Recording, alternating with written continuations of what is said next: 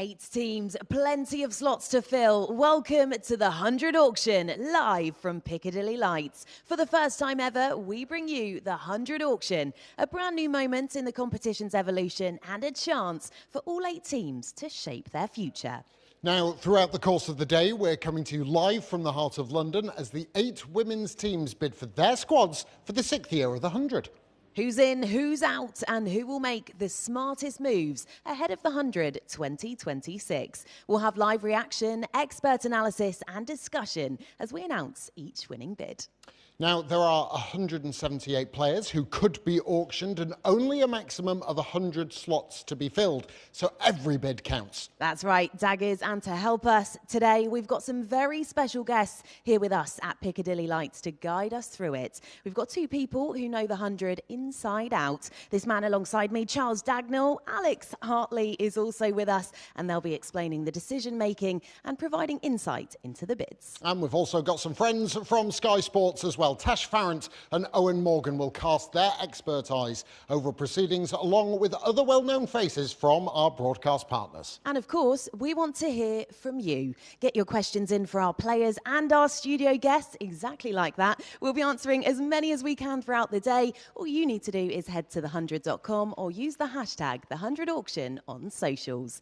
We'll also be giving you the chance to win tickets to a 100 game of your choice and be one of the very first to get your hands on your team's new kit for 2026. More on that later.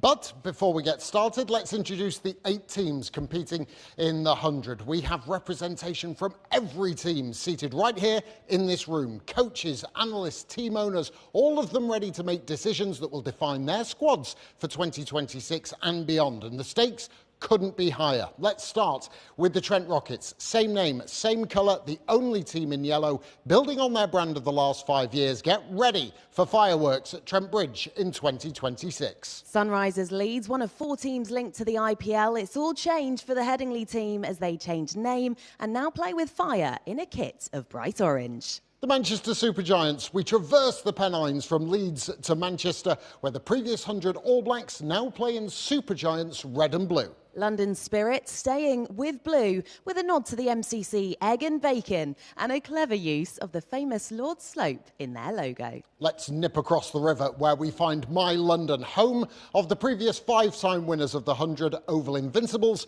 who now join a one-family franchise portfolio who will rock the world. Next, it's Birmingham Phoenix, another team to stay with the name and colour of previous years. Together, they rise at Edgbaston. The Welsh Fire, the only team from Wales, Tan Cymraeg, are ready to fuel the fire at Sophia Gardens. Southern Brave, same name, same venue, but switching to the fierce red and brave blue, adorned by other teams in this franchise. A new-look team, born brave in Southampton. So we're expecting bold strategies, headlines, signings, and yes, a fair few surprises. Some of the biggest and most exciting names in the global game are up for grabs today. Every single bid has the potential to shift the balance of power in this competition. And we've certainly witnessed some incredible action in previous years. So let's take a look at what we have to look forward to in 2026. Oh,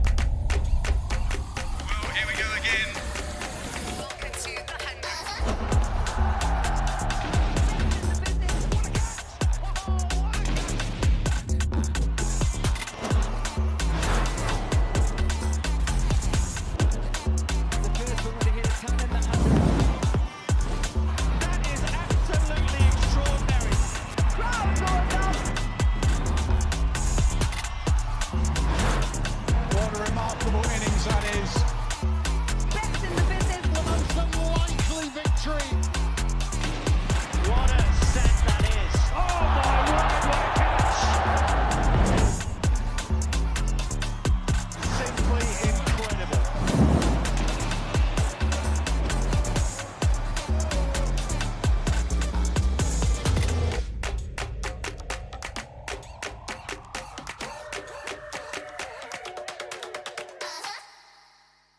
So lots to look forward to, but let's focus on the here and the now. Before we get stuck into some team news and analysis, it's the 100 auction. But these things can be complicated, so here's a short explainer of how the day will unfold.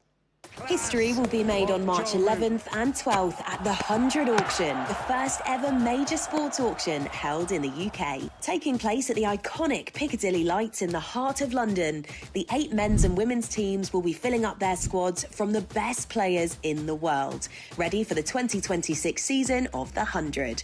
So how will it work? The signing process has already started, with teams able to make up to 4 pre-auction signings, which have already been announced. With those players locked in, the teams will need to fill up the remaining spaces in their squads in the auction. Teams will need to sign between 16 and 18 players by the time the competition starts, with a maximum of 4 overseas players allowed. While the final 2 spaces in each squad will be filled later this summer during the Vitality Wildcard Draft. This means there are a lot of star players up for grabs. The auction itself will work in 3 parts. Firstly, the hero players. Ahead of the auction, teams will nominate the players they're most interested in signing. From that list, the top 50 most nominated players will be grouped into sets by role. Teams will then get the chance to bid on each of the hero players as they are read out. The team who is the highest bidder will have signed that player. The second phase is the ranked players.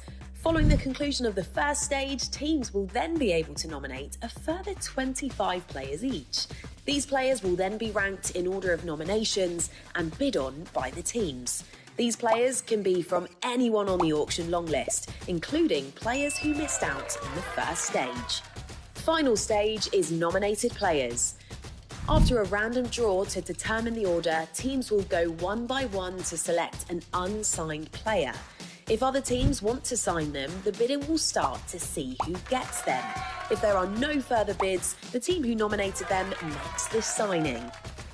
The auction will then conclude once all teams have finalised their squads. And that's it. With the women's auction taking place on Wednesday, 11th of March, and the men's auction taking place on Thursday, 12th of March, get ready to see history being made and the squads for 2026 taking shape in the first ever edition of the 100 auction.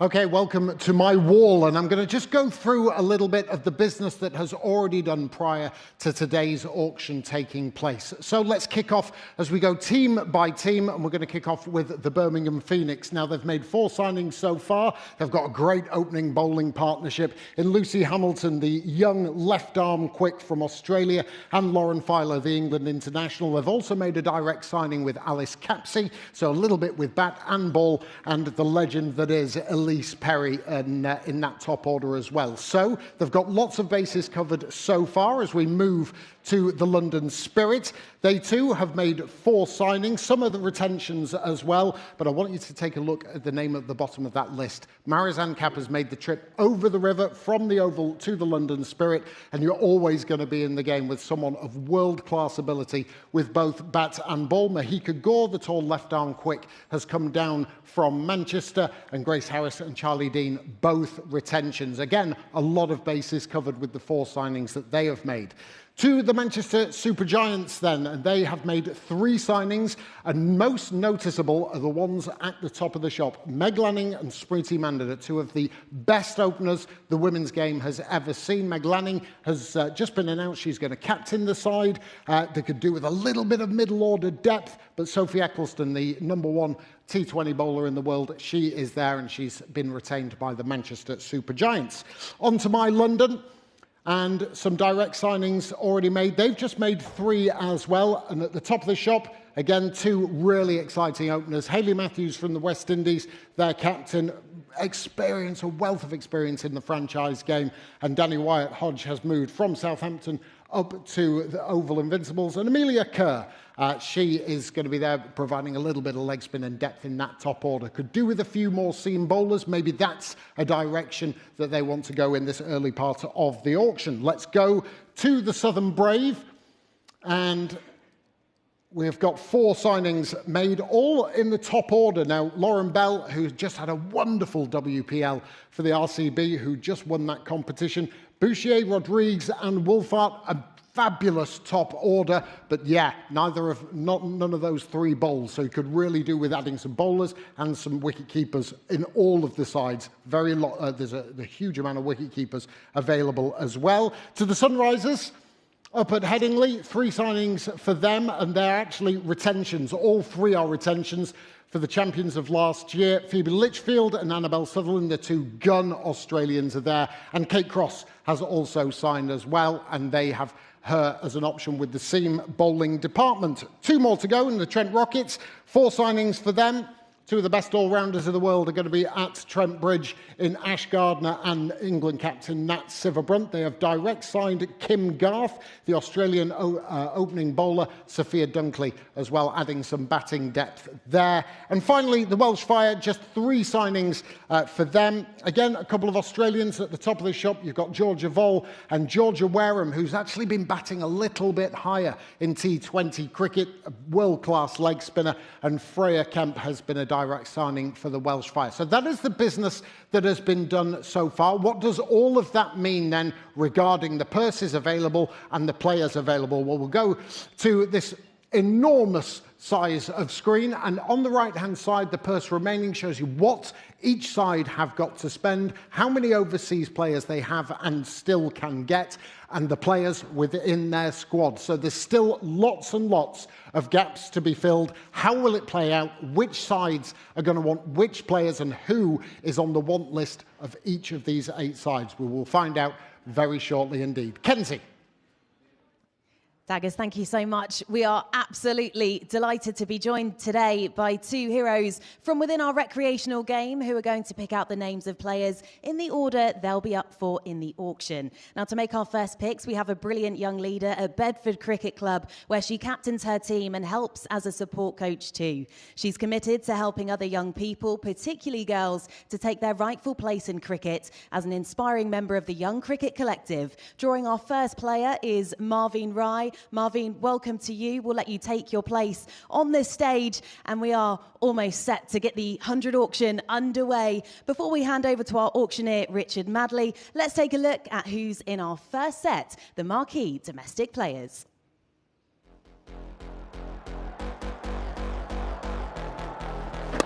The captain is the first woman to hit a ton in the 100. Lovely strike from Tammy Beaumont.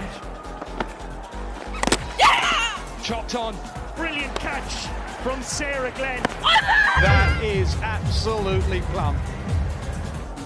One hand into the left hand, superb wicket keeping. She is a very talented player. Catch it! In the air and out. Full toss. Does the trick, but beautifully played. Talked about a lot of power. This is pure placement.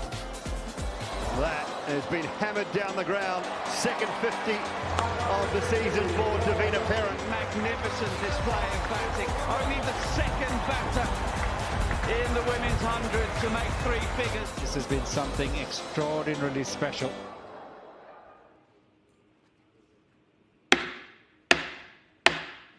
Welcome to the 100 auction.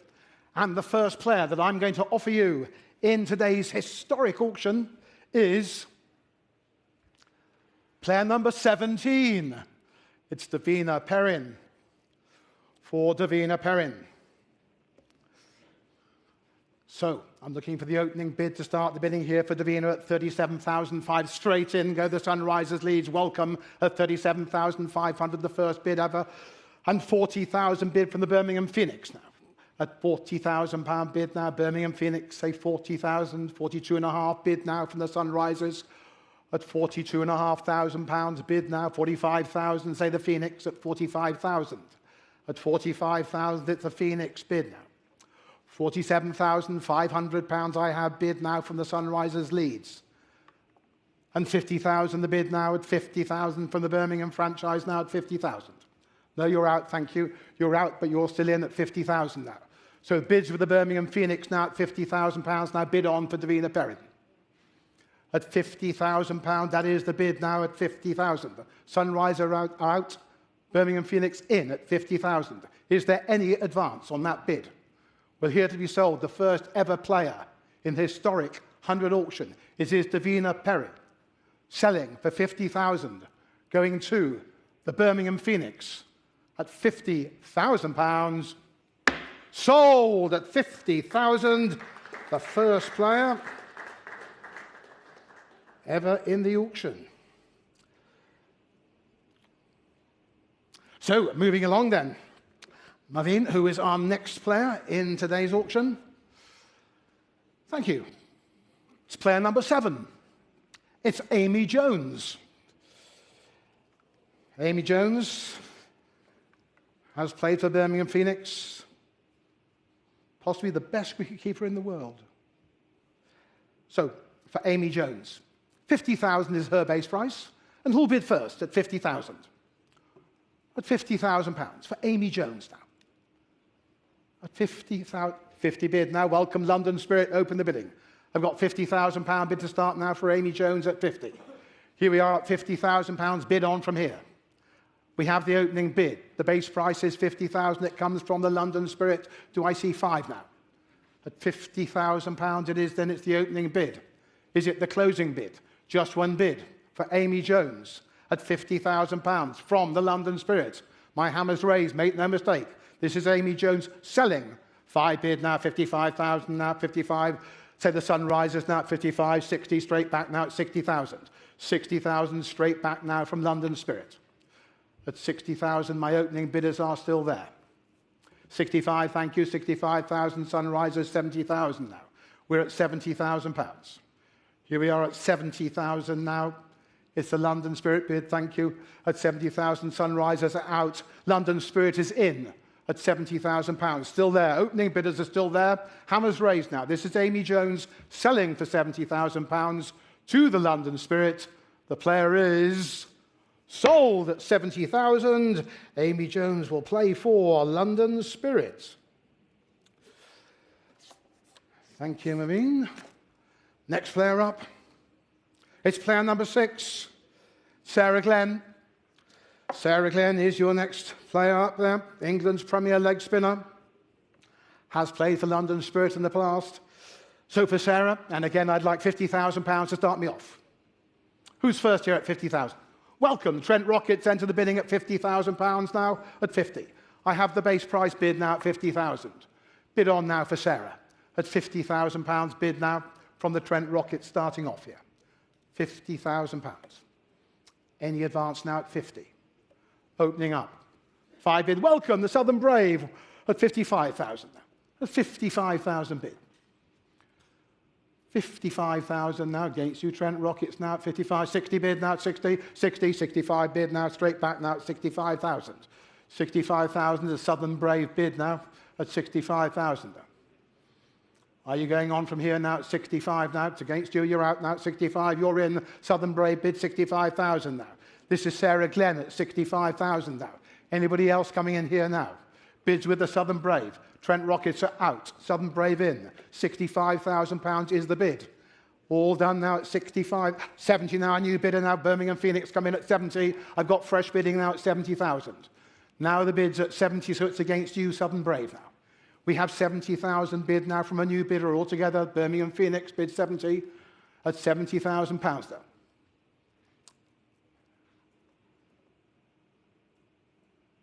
Five bid now at 75,000 I have now. Now I've got 75,000 it is. At 75,000 asked to wait now at 75,000. No, you're out. You're out at 75. You're still there. Southern Brave still there for Sarah Glenn at 75,000. Birmingham Phoenix are out of the bidding at 75,000. So here we are. This is Sarah Glenn selling in the 100 auction at 75,000 to the Southern Brave. I'm going to sell. All done. Player sold at £75,000. Well done, Sarah. You're playing for the Southern Brave. Thank you. Next player up. It's player number 10. It's Tammy Beaumont. And for Tammy Beaumont here, World Cup winner. Captain Welsh Fire in the past, Tammy Beaumont. And £37,500 is her base price. Who's going first now? Who's going first for Tammy Beaumont here at 37.5? Opening up the bidding now. The base price is £37,500 now. Have you marked Tammy now at £37,500 now to start the bidding? Are you coming in here at 37.5? Bid, thank you, Trent Rockets. Open the bidding at £37,500 and 40,000 now. Say the Birmingham Phoenix. 40,000 bid now, against you now, £40,000 straight in. At £40,000 it is 42.5 bid now at 42.5. 42.5 I've got now at 42.5, 45,000. 45,000, Birmingham Phoenix here at 45,000 now. 47.5 bid now at £47,500 I've got. And 50,000 bid from the Phoenix here at 50,000 here now at 50. Bids at 50 now, at 50 now, against you now at 50,000. 55 going on, Trent Rockets go on at 55. 55 against you now at 55,000.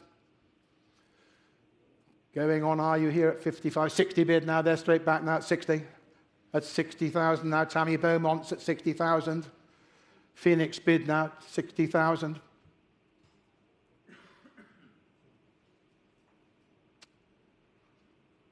What do you think on the Trent Rockets table? 65,000 the bid now, 65. Got 65,000 against you now. That's 65,000. Bids right beside me here. Trent Rockets bid 65. Nope, you're out. Thank you anyway at 65,000. You're in. Trent Rockets in at 65,000.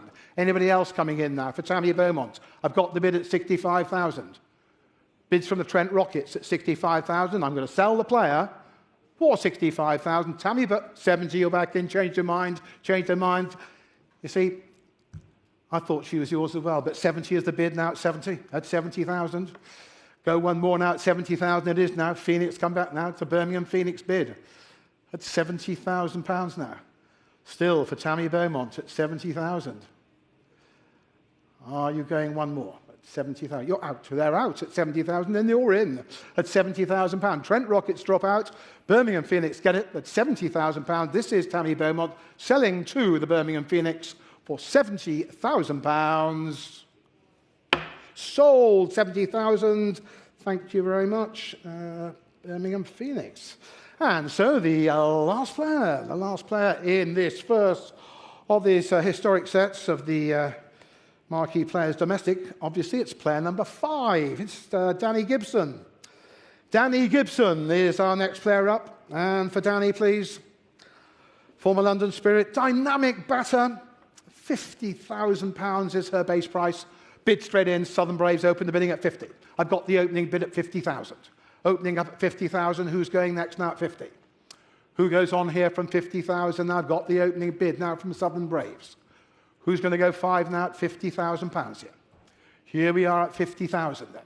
The opening bid is 50. It is the base price of 50,000 now. 5 bid now at 55,000. Welcome, the Manchester Supergiants. Enter the bidding. 55, 60 bid now going to 65,000. 65, 70, 75, 75,000 bid now. Supergiants bid now at 75,000. 80,000 bid now. 80,000 from Southern Brave now at £80,000. 85,000 bid now. Supergiants bid now at 85,000. And 90, say Southern Brave now at 90,000 here. 90,000 for Danny Gibson now. Against you, Supergiants now. Bids with the Southern Brave now. At 95, they go on at 95,000. At £95,000 bid now. It's against you, Southern Brave now. £95,000. What do you say on your table? You say 100. £100,000 is bid now for the first time today. Historic bid here in the 100 auction. 100,000 is bid for Danny Gibson. At 100,000 from Southern Brave, you're out, thank you anyway. At £100,000 then. There it is then, highest price ever bid in the 100 auction. It is for £100,000 and it comes from the Southern Brave. Is there any advance on that historic bid at £100,000? 110, now you're back in, 110, 110, 120. So are Southern Brave, they're still there. They are still there at 120,000 now. So at £120,000, the bid is with Southern Brave. Now you're out. You said that last time. £120,000 bid now. It's still with the Southern Brave. You're quite sure now. This is Danny Gibson. 120,000 now. Last chance to bid now.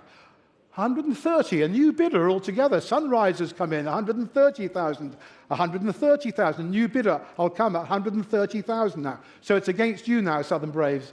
140,000 bid now. 140,000, Southern Brave bid, 150, 150,000. £150,000, and it's from the Sunrisers Leeds at 150,000.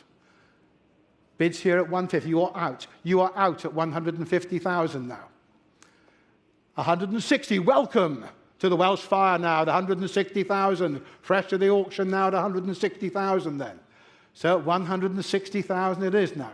Two new bidders, 170,000. Sunrisers, 170,000. What do you think on the Welsh Fire table now? I've got 170,000 bid. It's a Sunrisers bid for Danny Gibson at 170,000. Against the Welsh Fire at £170,000.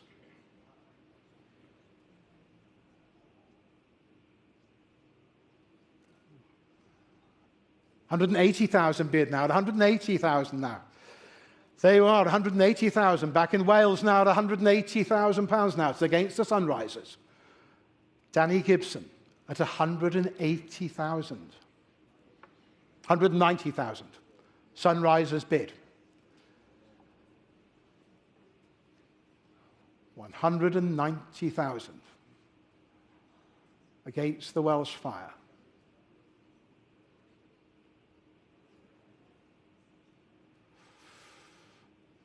You're out. You're out, thank you anyway. So you are in. The Sunrisers are very much in at 190,000. Well, this is Danny Gibson selling then at 190,000 to the Sunrisers Leeds. £190,000. You're all sure Danny Gibson is sold for 190,000 and will play for the Sunrisers Leeds. Thank you very much indeed.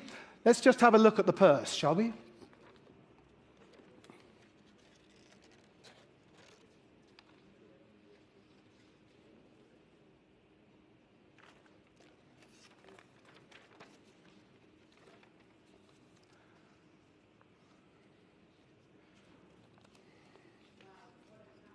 Incredible start to the 100 auction. 5 top domestic players heading to the most unmissable event of the summer. We'll be heading back to Daggers shortly for some immediate reaction on that. We'll also be speaking to some of the teams for their unique insights as well. Before that, though, it's time for our next set of 5. It's our international marquee players. Here's who's coming up in the next round.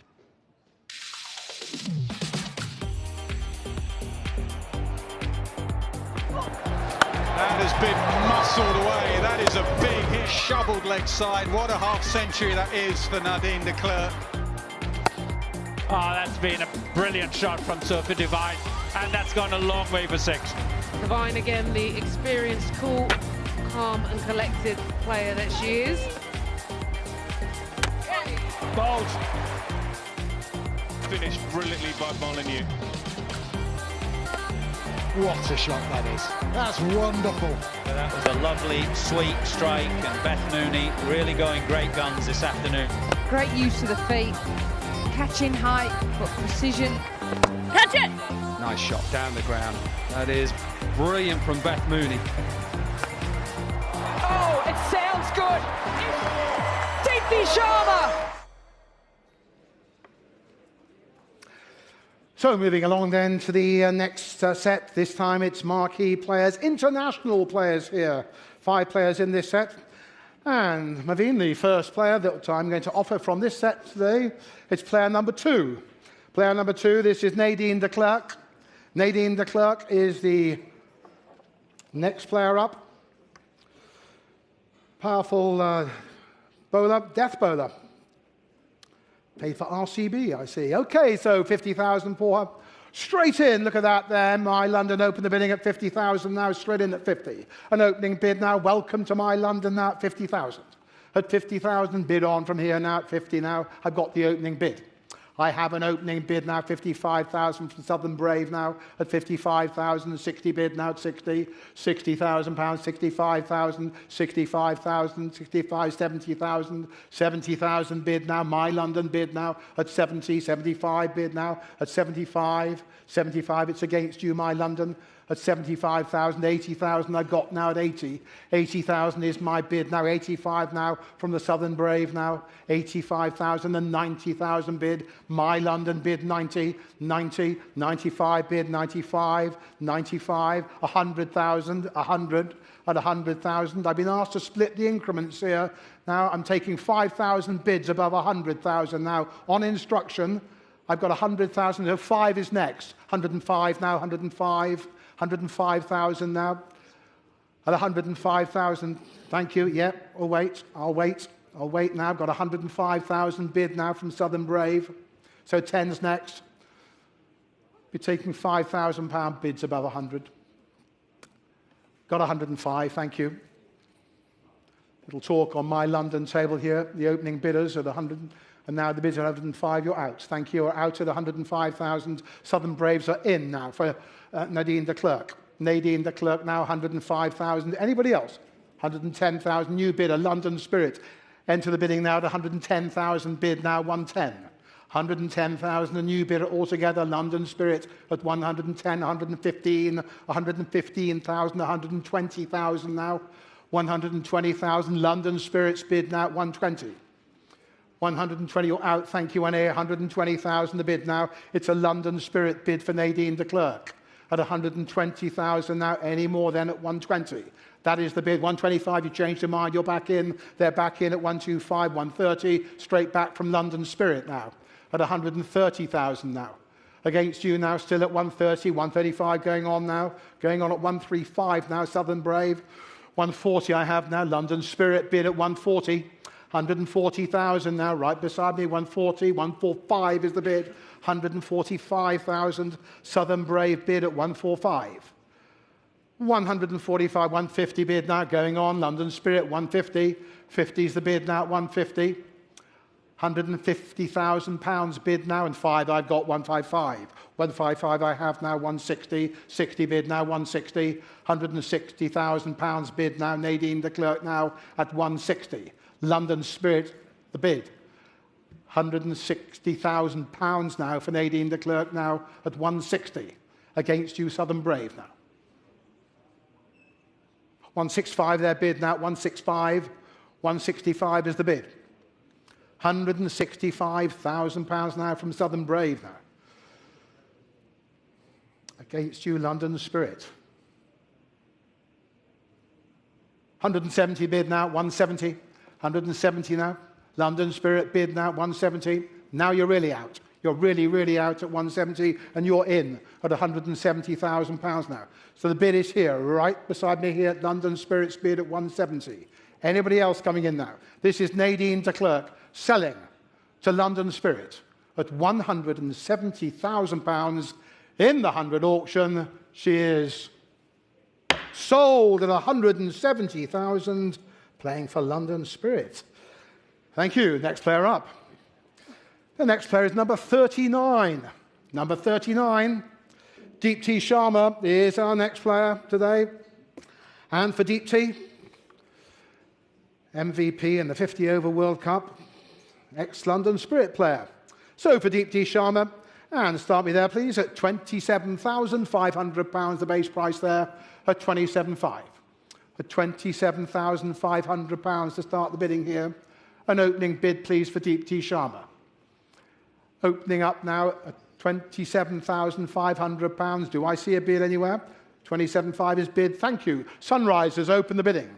Opening up at £27,500 bid now. At £27,500, I've got the base price bid. I'm in the market here at £27,500. Bid on now for Deep T Sharma. 27.5 is the opening bid. Who's going on from here now? Is there any advance? Is that the only bid? An opening bid, a closing bid? Southern Brave asked me to wait before they've even started to bid. I know. What do you do, right?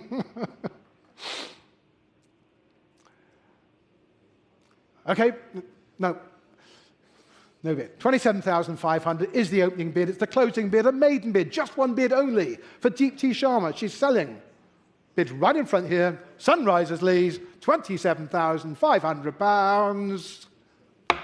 Sold, £27,500 to the Leeds Sunrisers. Thank you. And who have we got next? Player number 3 is next. Player number 3 is Sophie Devine. And for Sophie Devine, ex-Birmingham Phoenix and Southern Brave player. For Sophie, all-rounder here at 50,000, please. 50,000. My London opened the bidding here at 50, opening up at £50,000 now. Straight in the opening bid at 50 now. 50 bid on now. Bid on for her, will you, at £50,000. I've got the opening bid. Who's going next now at 50? For Sophie Devine, bidding at 50,000 now. 5 bid now, 55,000. Southern Brave bid 55, 55, 60, 60 bid now at 60,000. 60,000 bid now, 65,000. 65, 70,000. At 70,000, My London, 75,000. 75 bid now. 80,000 I have now at 80.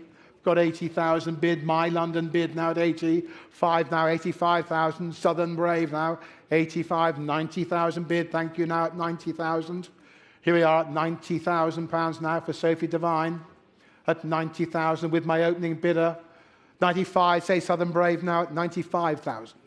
At 95, 100,000 bid now at 100. At 100,000 it is then. Still with My London at £100,000. 105 bid now, 105 I have. At 105,000 bid now, 110,000, 110,000, 115,000, 120,000.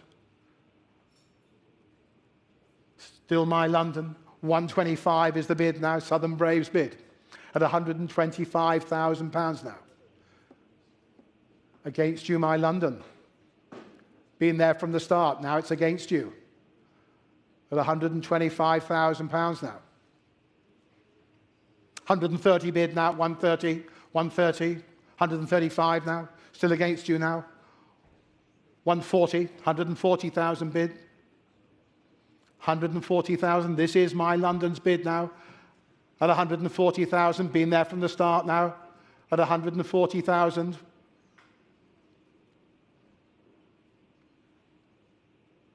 Still against Southern Brave, but still resting with My London, £140,000.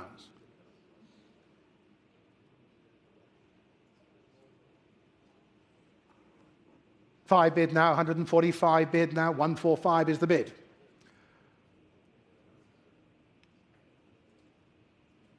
£145,000 now, it's Southern Brave.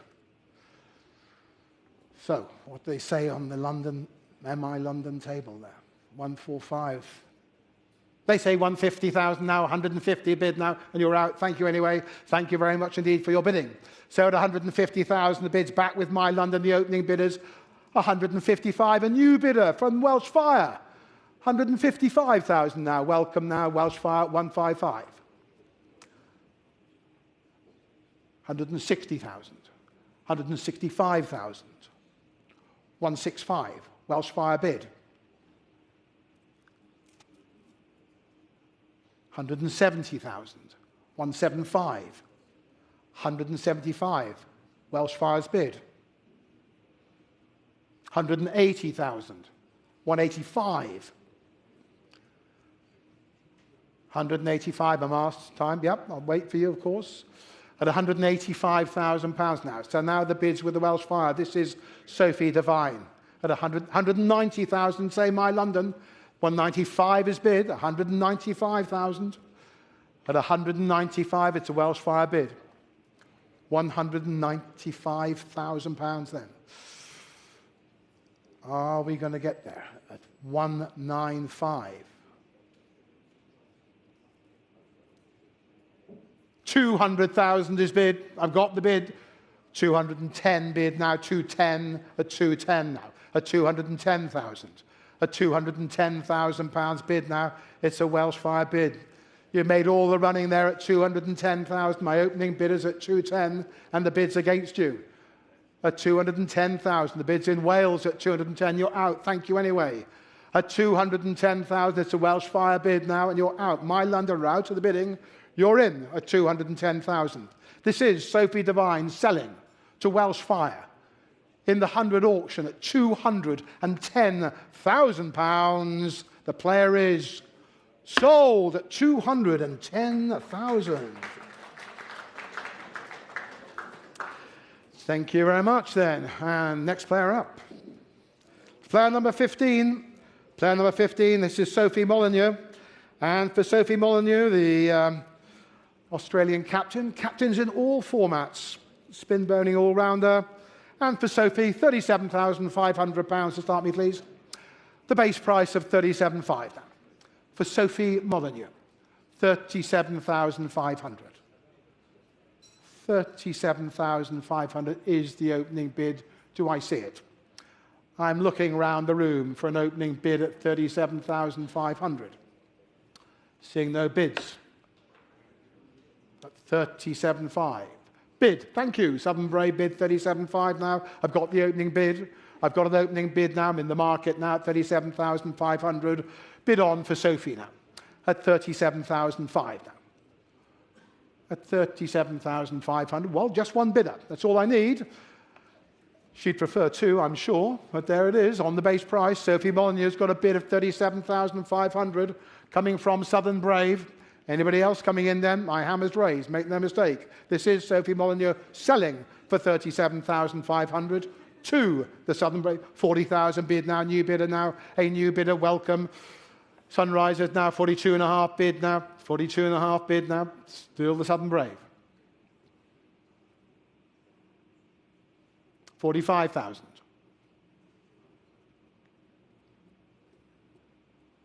47.5.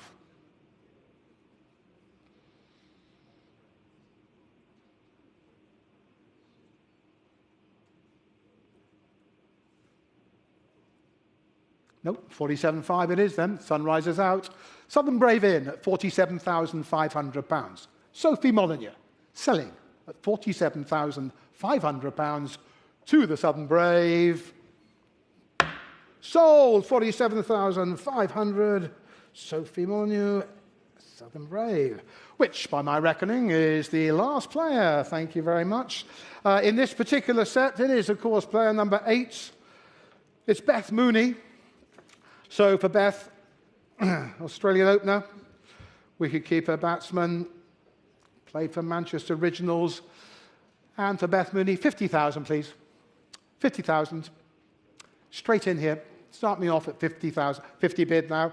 Super Giants open the bidding at 50,000. Got the opening bid of £50,000. Opening up at 50, so you bid on if you want Beth now at 50.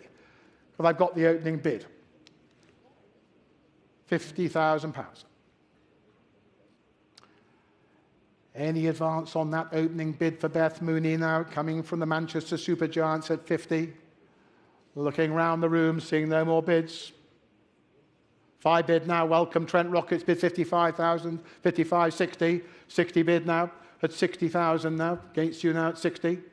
At 65 bid now, 65,000, 70,000 now at 70. At £70,000. Against you still at 70 now.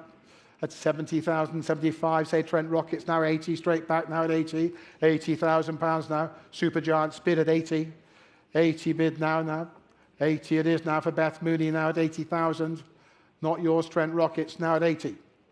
£80,000 now. Are you going on here now at 80?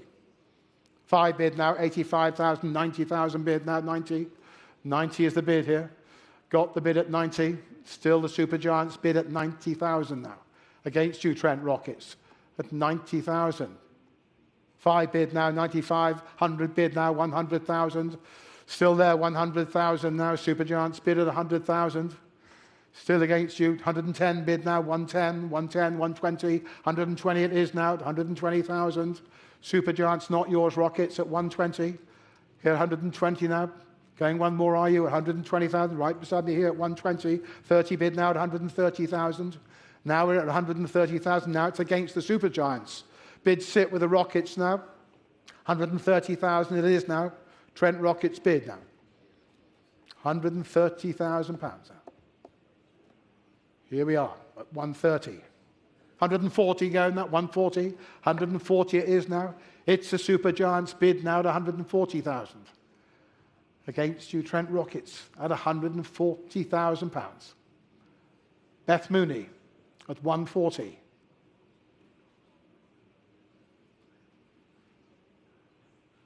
£150 bid now, 150, 150. 150,000 now. 150,000 bid now for Beth. 160,000 I have now, 160. 160,000 it is there. Got 160. Supergiants bid 160. Against you, Trent Rockets. 170 is the bid now, 170. 170,000 now. Trent Rockets bid against the Manchester Supergiants. 180,000 bid now, 180. 180 it is now. 180,000 pounds now. 190,000, 190 it is now. 190,000, Beth Mooney.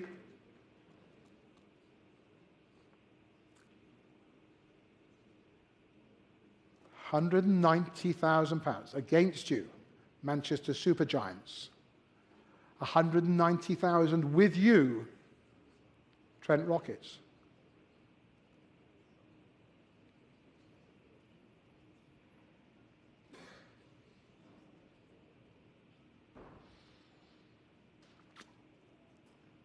£200,000 is bid now for 200,000. From the Supergiants bid now at 200,000. At 200,000.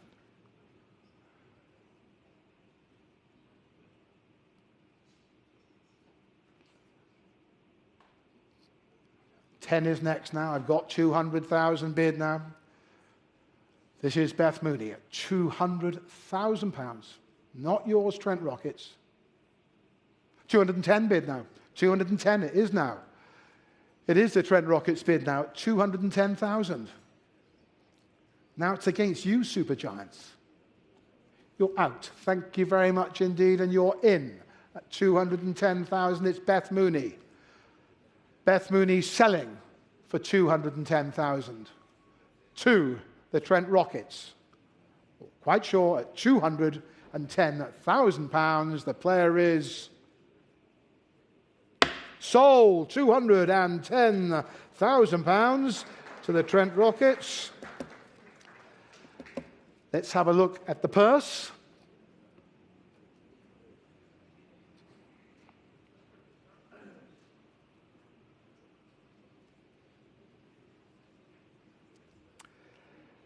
And then we'll take a strategic time out.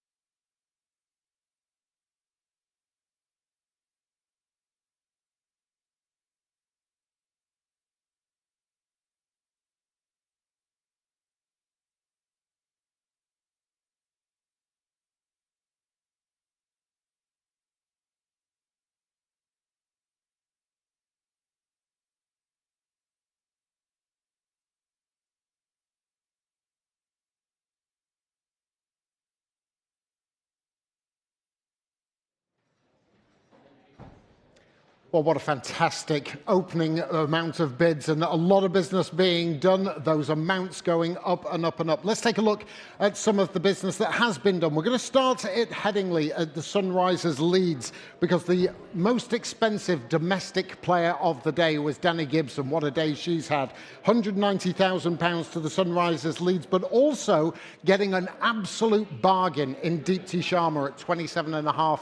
And you look at that engine room of all-rounders in the middle order, Danny Gibson, Deepti Sharma, Annabelle Sutherland as well. 80 balls worth of bowling and some really great middle order batting as well. So the Sunrisers have done some fantastic business. Going down to one of the most expensive overseas players. Now, Sophie Devine at the Welsh Fire, she went for £210,000.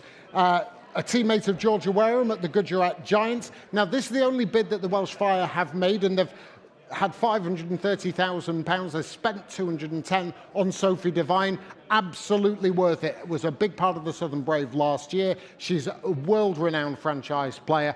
All-rounder, you're getting batting, bowling, fielding and leadership as well. Sophie Devine has signed with the Welsh Fire £210,000.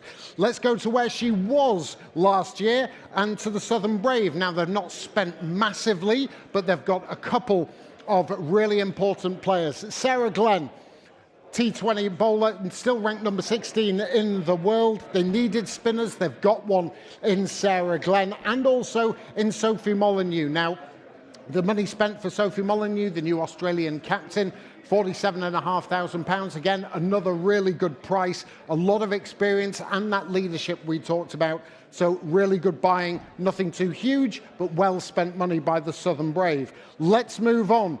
We've got the Birmingham Phoenix, and I just want to say that they look as though they're going in sort of batting order style. The first player that was sold in the auction today was that of Davina Perrin, the young, exciting talent. She'll slip in at the top of the order, along with Tammy Beaumont, who was bought for £70,000. So the top four for the Birmingham Phoenix is pretty much sorted in Perrin, in Beaumont, in Alice Capsey and Elise Perry. They still could do with some spin bowlers. Maybe that will come in due course. For the London Spirit, they spent big on one of the most underrated players. She's a fabulous player, is Nadine de Klerk. Had a huge role in RCB's winning of the WPL last year. You think a game is over? Not while Nadine de Klerk's out there. With ball at the back, she can bowl at the death and she can hammer the ball over the boundary as well. Really good pickup. When you add her to her South African compatriot Marizanne Kapp, they've got a lot to like in that middle order and with the ball as well. They've also got their wicketkeeper sorted in the England international, Amy Jones. Finally, we're just going to finish off with the Manchester Super Giants because, apologies, they've not done anything so far. They still have £530,000 left, as do MI as well. The Mumbai Indians London, they still have not spent a penny. So how do things look? We'll be taking a look in a moment. Let's head over to Kenzie and see who she's got with her. Daggers, thank you. Well, I'm delighted to say alongside me is Welsh Fire women's head coach Michael Klinger. Michael, an obvious place to start. You made your first signing of the day in Sophie Devine, $210,000. Just how big an asset is she going to be to your team in Cardiff? Yeah, I mean, one of the best all-rounders in the world, experienced, leadership material as well. So we're really happy to have her. I was lucky enough to work with her in the WPL only a couple of months ago, where she was one of the players of the tournament. So it'd be great to have her at Welsh Fire. She'll add a lot more than just what she does on the field, which is great. So yeah, we're pumped to get her. And of course, you came in today with 3 pre-auction signings. Does that give you more firepower when you're looking to make bids today? Yeah, we obviously knew we had the 4 teams who had a little bit more money, so that may have helped just to get a little bit more for Sophie. But I think our pre-signings, we had a lot of flexibility there. Even with the 3 and now the 4th one we've signed, we've probably got 14 to 16 overs worth out of them, and now we've got 4 top 4 or 5 batters. So it gives us a lot of flexibility going to the rest of the auction. And Michael, just for anyone watching along around the world, can you give them a flavour of how it feels to be here in the room when the auction is underway? Yeah, it's very exciting. It's a pretty relaxed atmosphere. Everyone knows each other here, so for the half an hour before the auction, everyone was saying g'day and you know, catching up. So, but when it's time to get to work, you get to work, and it's. I was a little bit nervous, to be honest, before, but I think now everyone's starting to relax and get into it. And you said it's a relaxed atmosphere. Looking over at you throughout that auction, you were smiling. It looked as though you were enjoying it. So are you trying to soak this all in? You know, it's a historic day for sport in the UK. Oh, it's brilliant. You know, I think, you know, it's to see some of the money that some of these ladies are going for. It's a credit to them with their professionalism, you know, how much work they do in terms of their skills, and also, you know, their fitness and everything. They deserve what they're getting here, and it's great that they're getting the reward. Michael, thank you so much for speaking with us. Really interesting to gauge what it's like to be sat here at one of these tables during the auction. And of course, there is still plenty of world-class talent up for grabs. Daggers, we've got lots of those to look forward to next.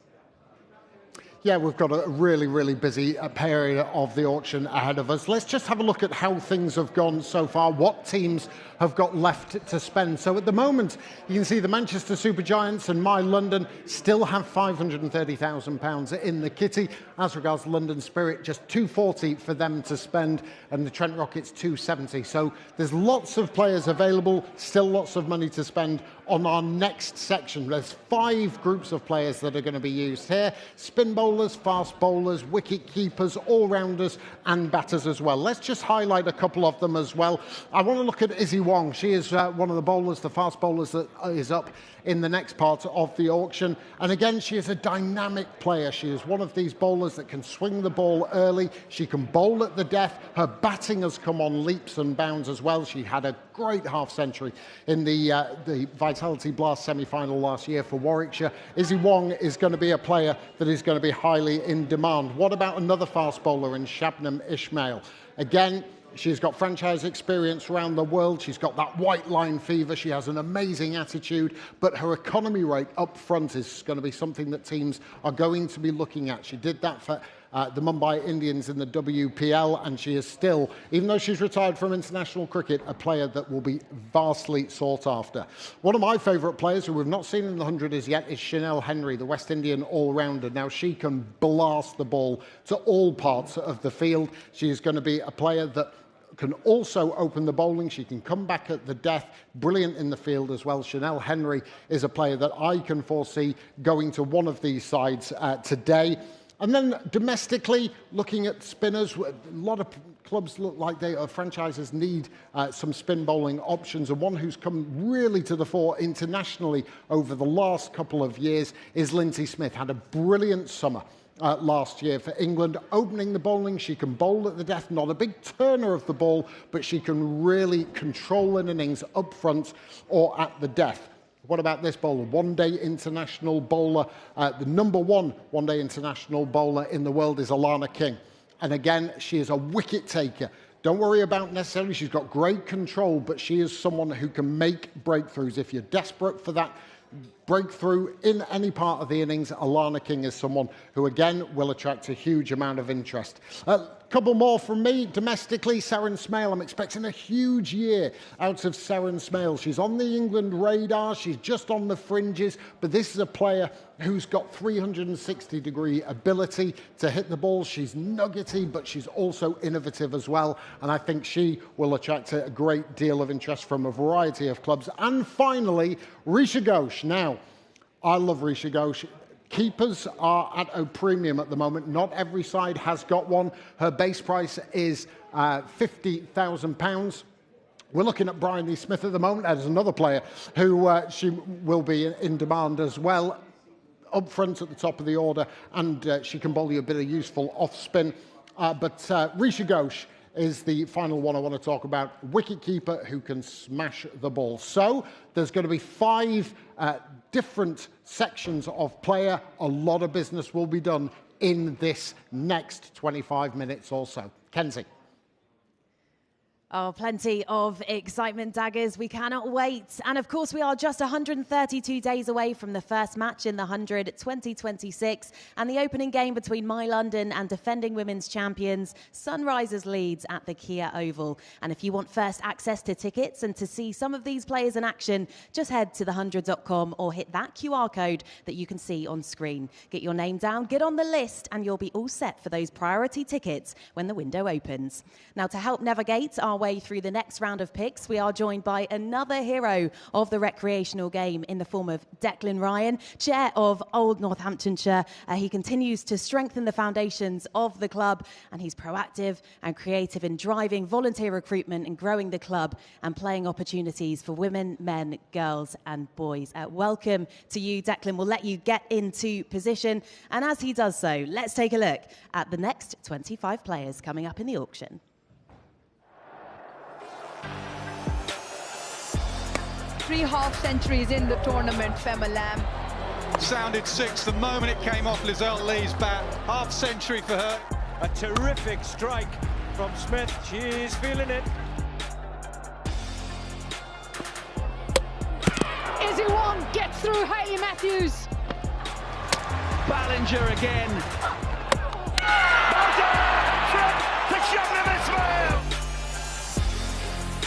There's no ground that can contain D-Dot. That is superb.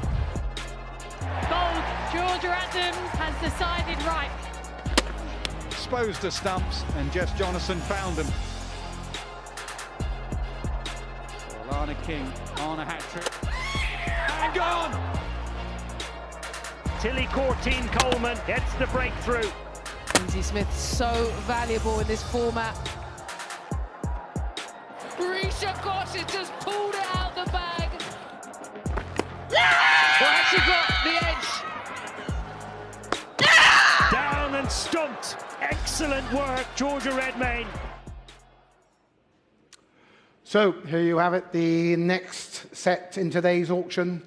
It's Tier 1 batters, and the first player to be offered in that set is player number 35.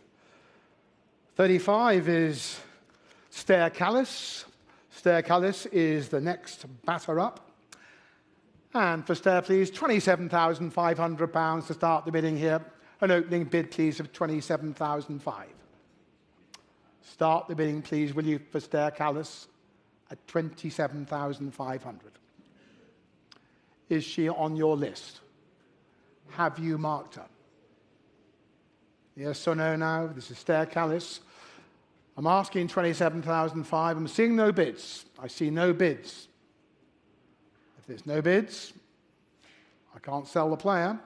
You're all quite sure. In which case, the player is unsold. Now, any unsold players can, of course, be represented later on in the auction, so it's not goodbye to Stair, it's au revoir. We could well see any of the unsold players represented later stage in today. So the next player that we're going to offer you, thank you, is player number 36 this time. For number 36, Lizelle Lee, South African keeper. Just had a good WPL. And for Lizelle, and 27.5 for her, please. Opening up here at 27,500. To start the bidding here at £27,500 now, Lizelle Lee. Is there that opening bid? Can I see that bid anywhere? You're quite sure? If you're quite sure, the 27.5 bid, thank you. Southern Brave bid 27,500.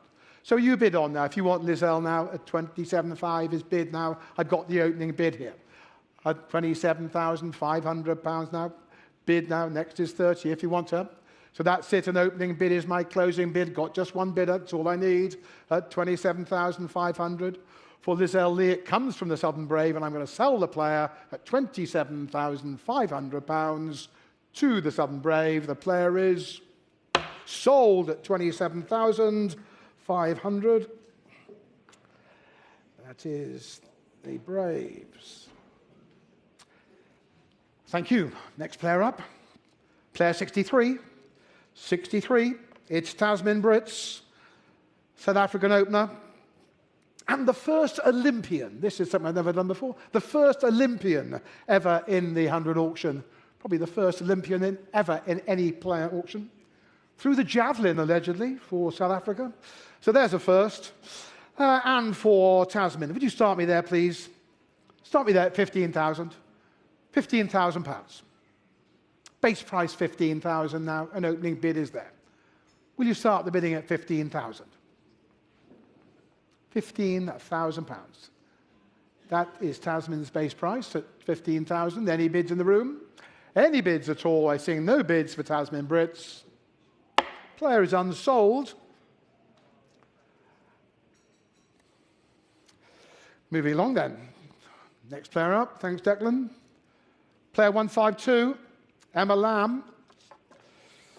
Emma Lamb is next. Ex-Birmingham Phoenix, England top 4 batter. This is Emma Lamb, and I'm looking for £27,500 for Emma, please. Who's first here at £27,500 now? An opening bid. Who's going first now at £27,500? To start the bidding here at £27,500. Have you marked Emma Lamb? Looking for that base price, seeing no bids. Got the bid, thank you, Birmingham Phoenix. Bid 27.5 now.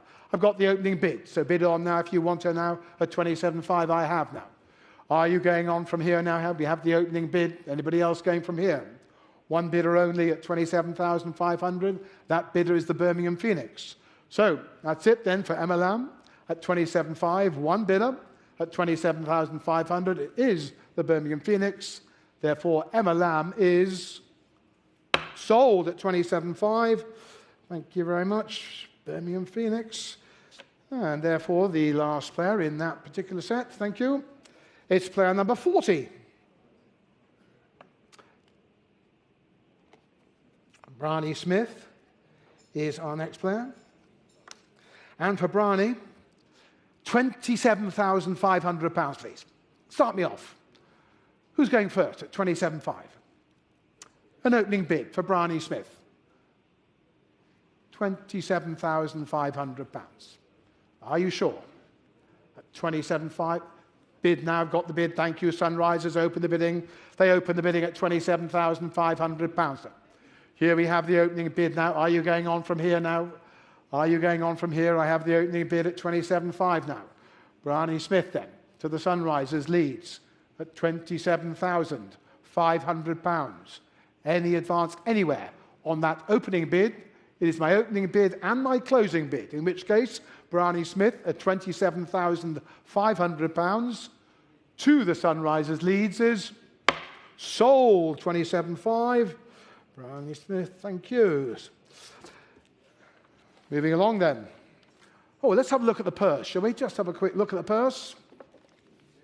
Okay, just as the day develops, this becomes even more interesting. All the cards being counted out. 5 players in my next set, and yours too. The next phase of the auction is Tier 1 fast bowlers. There they are on your screen. 5 of them.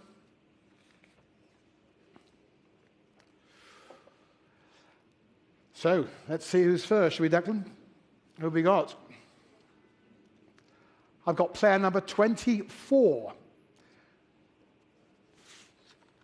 Player 24, it's Grace Ballinger. Grace Ballinger is our first fast bowler. And for Grace, £27,500, please. Straight in, bid, thank you. Manchester Supergiants open the bidding at £27,500. I've got an opening bid here at £27,500 now. Bid on from here now if you want to. 30,000 bid now. Trent Rockets bid now at 30,000. At 30, 32,500. 32,500 bid. At 32,500 bid now. Gates you Trent Rockets now. 32.5. Grace Ballinger now. Nope, 32.5 it is then. Trent Rockets saying no at £32,500 here. Here we are, Manchester Supergiants have got the bid now at £32,500. Anybody else coming in for Grace Ballinger? 4 hands went up. I got excited and you all told me to stop. Mumbai Indians having a little chat. Manchester Super 35 bid now, thank you, 35 bid. Thank you, 35, 37.5 now, 37.5 now. Manchester Super Giants, 37.5, 40, say my London, 40,000 the bid here. 40,000 is my London's bid here. At 40,000, 42,005 bid now. Got 42.5 at £42,500, and it's a Manchester Super Giants bid against my London. At 42,500, this is Grace Ballinger.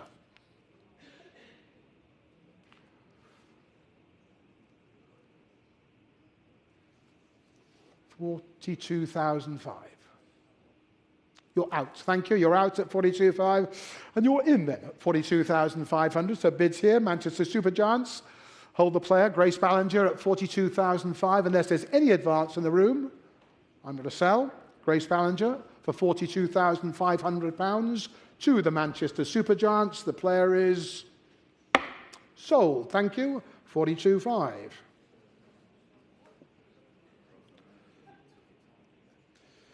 Next player, thanks Declan, is player number 34 is next. Here is Shabnim Ismail. Shabnim Ismail is my next fast bowler. South African opening bowler. Fastest bowler in the world. So, for Shabnim Ismail, who's going to open the bidding there for her? Who'll bid me 27.5 to start me off? The opening bid here, base price for 27,500. To start the bidding. Shabnim Ismail at 27.5. Looking for that bid. No bids in the room at 27.5. No bids, no sale. You're all quite sure? In which case, at 27.5, there is no bid. Shabnim Ismail is unsold. Could, of course, be represented later in the day. So, our next player is player number 75. 75, Lauren Cheadle, left arm swing. And 15,000 for Lauren. £15,000. An opening bid here of 15,000 now. Start me off, will you, at £15,000 for Lauren Cheadle. Have you marked her at 15,000? Anybody on the mark? Anybody mark her? Is she on your list at 15,000? If there's no bid at £15,000, Lauren Cheadle is not sold. Next fast bowler, it's player number 20. It's Izzy Wong. Izzy Wong is next. And for Izzy, ex-London Spirit player, straight in there, £37,500 is her base price. Who'll bid me 37.5 to start the bidding? Bid, thank you, Manchester Super Giants. Open the bidding at £37,500. 40,000 bid from my London now. At 42.5 bid now, at £42,500. Against you, my London, at 42.5. 45,000 bid now, 45 I have. At 45, 47,500. Super Giants bid. 47,500, 50,000 bid my London at £50,000. 50,000 is the bid now at 50. Against you, 55 bid now, 55, 60 straight back from my London at 60, 60, 65,000 now, at 65,000 there's 70 bid now at 70, at 70,000 now for Izzy Wong at 70, 75 now, Super Giants bid 75, at £75,000 now against you, my London, at £75,000 it is now, it's Izzy Wong at 75,000 now, against you, my London still, at 75, 80, they go on at 80,000 here now at 80. They're still there, 80,000 now. It's My London now at 80,000. Not the Supergiants at 80,000. 85 bid now at 85 it is. At £85,000. Izzy Wong here at 85,000. Supergiants bid 85,000. And 90 bid now at 90. My London bid 90. 90, 95. 95 straight back. 95,000.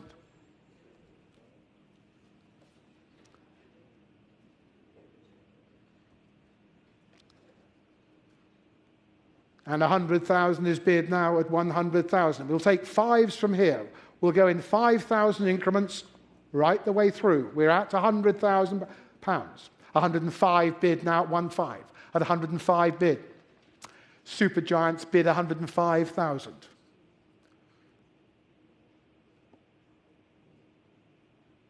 Against you, My London, at £105,000.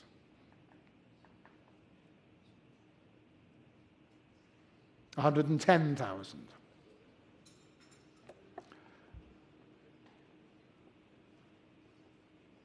110,000. My London bid now.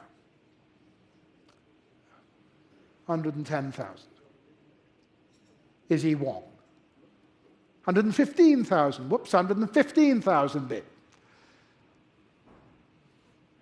Inching up to 115,000. Supergiants bid.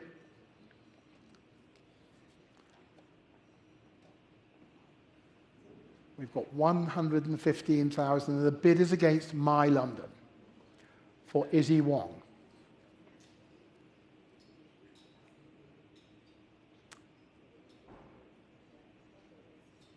£120,000. 120,000 now. Now it's My London. 125,000. Supergiants.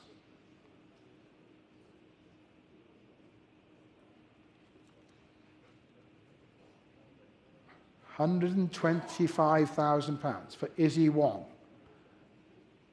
Bid sits with the Supergiants at 125,000.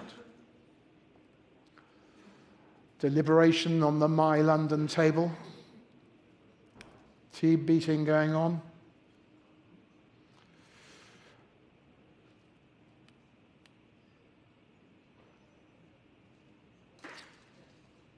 You're out. Thank you. At 125,000, you're in then. At 125,000, My London are out. Supergiants are in. Anybody else now? At 125,000, this is Izzy Wong. 130 new bidder there. In comes Southern Brave at 130. At 130,000. At 113, fresh bidding altogether now from Southern Brave now at 130. £130,000 it is then. And it's against you still, Supergiants at 130,000. With a new bidder altogether. All the hard work done by the others, and you're out. Then you're in. One bid only, that's all it took now, fresh bidding altogether. Southern Braves come in at 130,000 now. Supergiants are out, and you're in then at 130,000. To the Southern Brave, Izzy Wong is selling at £130,000. Sold, 130,000. Thank you very much to the Southern Braves, which should then leave the last fast bowler. Thank you very much, Declan. Player 64. This is Maitland Brown, and for Maitland and £15,000, please. 15,000 for Maitland Brown, please, to start the bidding here. Straight in at 15,000. An opening bid, would you please, at £15,000 now. Start me off. Is Maitland Brown on your list at 15,000? I'm looking for that bid of £15,000. I'm seeing no bids. If there's no bids, I can't sell the player. 15,000 bid now. Welcome. Supergiants open the bidding at 15,000. Now I've got the opening bid at 15,000. At 15, 16,000, Welsh Fire. Welsh Fire goes 16,000. At 16,000 now, at 16, 17, 17,000, 18,000, 18, 19,000, 19,000, 20,000, at 20,000, 21,000, 21,000, 21,000 here now, 22,000, 23,000, 23,000 bid now, 24,000, Welsh Fire now, 24,000, 25,000, 25,000, 27,500, 27,500 is bid, 30,000, 30,000 bid now. Change an increment there at 30,000 now. Here it is at £30,000, still the Super Giants bid now. Against you, Welsh Fire now at £30,000 now for Maitland Brown. Still here at 30,000 against you, Welsh Fire. At 30,000, one more. Are you going on now at 30,000? 32,500 is bid here. At £32,500. 32,500 is the bid, and it comes from Welsh Fire. Now it's against you, 35 bid now. Now the bid's at 35,000. Maitland Brown at 35,000 now. Super Giants bid at 35,000 against Welsh Fire here. What are you saying now on the Welsh table now at 35,000 now? Asked to slow down, slow it down, okay, do the maths. I'll treat you all fairly, of course, at 35,000. It's all money, and Maitland doesn't mind waiting either at 35,000. Take a sip. Water, I promise.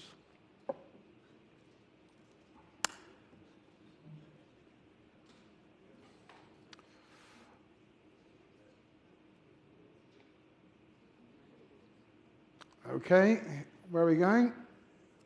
It's a yes, 37,500 now, 40,000 straight back now, 40,000, 40,000. Now you're out. Thank you anyway, at 40,000 anyway. So bids with the Manchester Super Giants. This is Maitland Brown. Now she's selling for £40,000 to the Manchester Super Giants. Right, sure, at 40,000. She's sold at 40. Thank you very much. And we'll play for Manchester Super Giants. Good, then moving along, let's have a quick look at the purse, shall we? See what you've spent, what remains. Whilst the cards for the next set I'll put into the box right beside me that Declan will be drawing for me. And this is the next set. Here it is, Tier 1 all-rounders now. You all need these all-rounders, 5 in the set.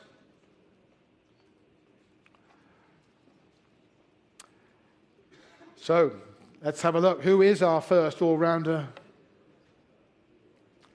And the first all-rounder is player number 25. Player 25, it's Catherine Bryce. Catherine, a Scottish all-rounder. Excellent. First Scottish player ever in the 100 auction. All these firsts today. Played for Manchester Originals. And for Catherine Bryce. For Catherine, £27,500 to start me there, please. Bid, thank you, Manchester. Bid again. 27.5 bid. I've got the opening bid of 27,500 from the Super Giants. Bid on now for Catherine here at 27.5. I've got the opening bid. So you bid on if you've marked her now at 27.5 now. Bid now. We're in the market now. The base price is bid. Catherine Bryce's bid now 27.5. Any advance then on that opening bid? It could be my 30,000 bid. Trent Rocket's bid 30. 30 bid now. 30. 32.5.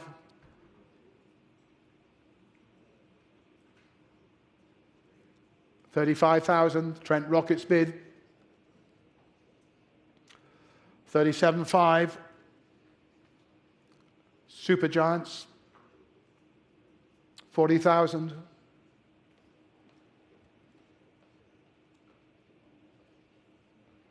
£40,000 bid from the Trent Rockets. 42,500 now.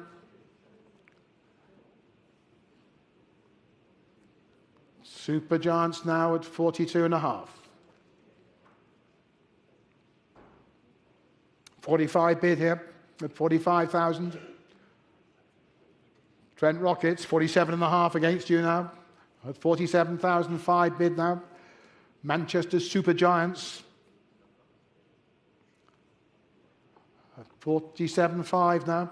50,000. Bid 50. Bid 50. 5 is next now at 50. 55,000. 55,000 now for Catherine Bryce at 55. At 55,000 bid now. Supergiant's bid. 55,000 against the Trent Rockets. 60,000.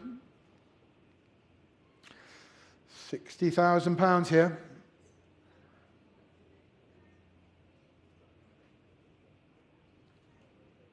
That's £60,000. That's a no. That's a no at 60,000. You're out at 60,000. Or wait. Wait. Okay, I'll wait.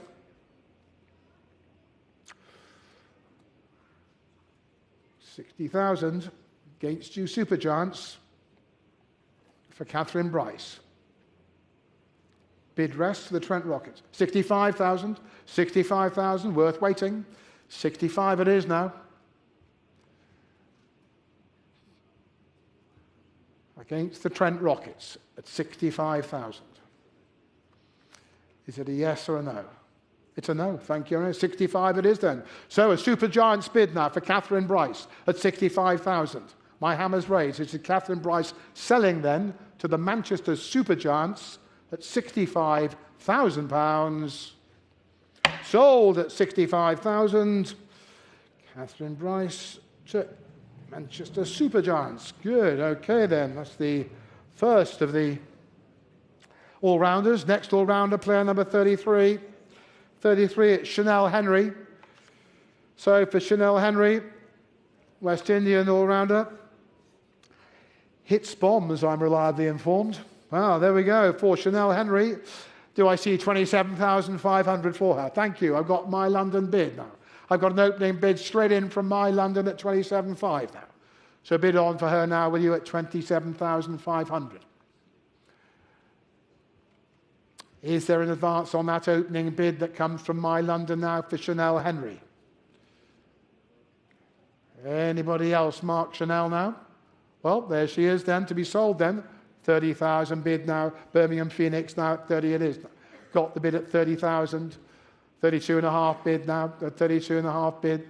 35,000. At 35,000. 35 it is now. At 35,000 a Birmingham Phoenix bid here. 37.5 now. At 37.5. Asked to wait now. I'll wait at 37,005. Bids resting with my London. 40,000 going on now. Birmingham Phoenix go on at 40. 42,005 is bid now. My London's bid for Chanel Henry is 42,500. What are you thinking on the Birmingham Phoenix table? You're out, thank you. Then you're in. My London holds the bidder at 42,500. Chanel Henry. Selling then to my London. 47.50 the bid. 47.50. 47.50 bid. A new bidder. London Spirit come in. Fresh bidding now.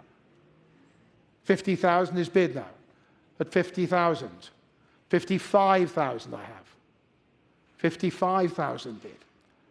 60 is bid now. 65,000. London Spirit. £65,000. Chanel Henry with London Spirit. 70,000. No, thank you anyway. At 70,000 it is now. Still, it's my London from the start at £70,000. London Spirit are out. My London are in at 70,000. This is Chanel Henry selling then for 70,000. All done. At 70,000 to my London, she is sold at 70,000. Thank you all.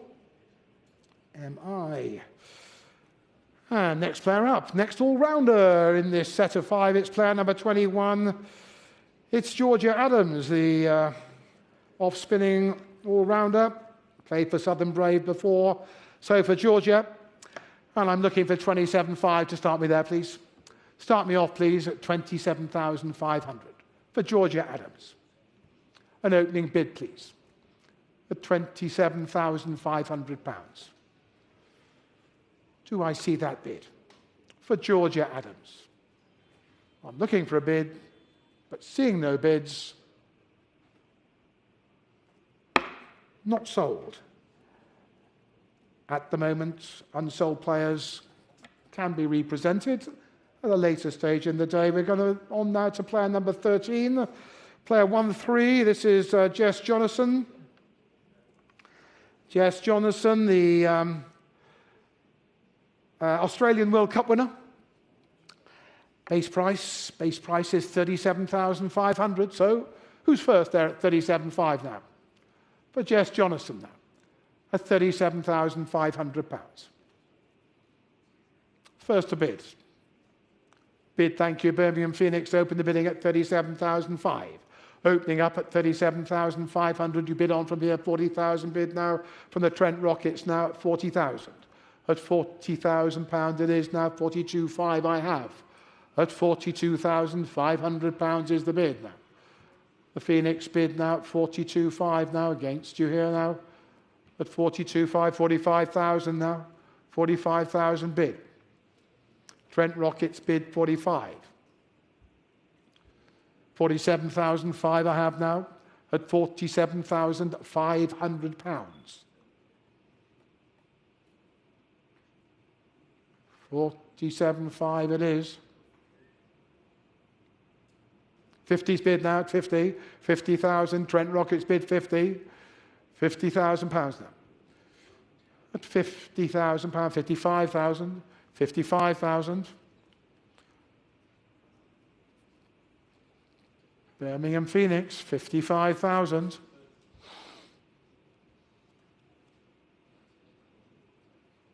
It is against you, Trent Rockets. Nope, you're out. Thank you very much. Anyway, at 55,000, you're in, Birmingham Phoenix, at 55,000. Anybody else coming in now? 60,000, new bidder. New bidder. Sunrisers Leeds at £60,000 bid now. New bidding altogether now at 60,000. Yeah. So with a fresh bidder now at 60,000, 65 is bid now. At 65 it is. Phoenix bid now 65,000. 70,000.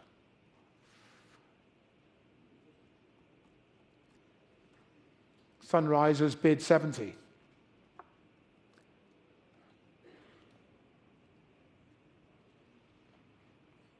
Here we are then. Jess Jonathan, 75 bid. 80,000, Sunrisers. £80,000. 85,000. 85,000. 90,000. 90,000 bid. Sunrisers, 90,000.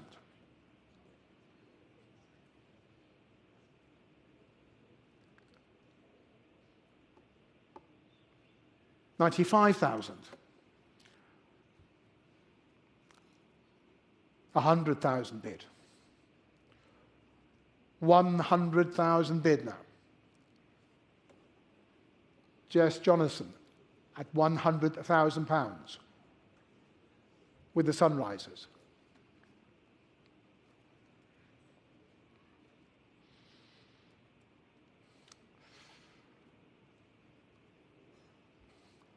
Next bid's 5 at £100,000 now.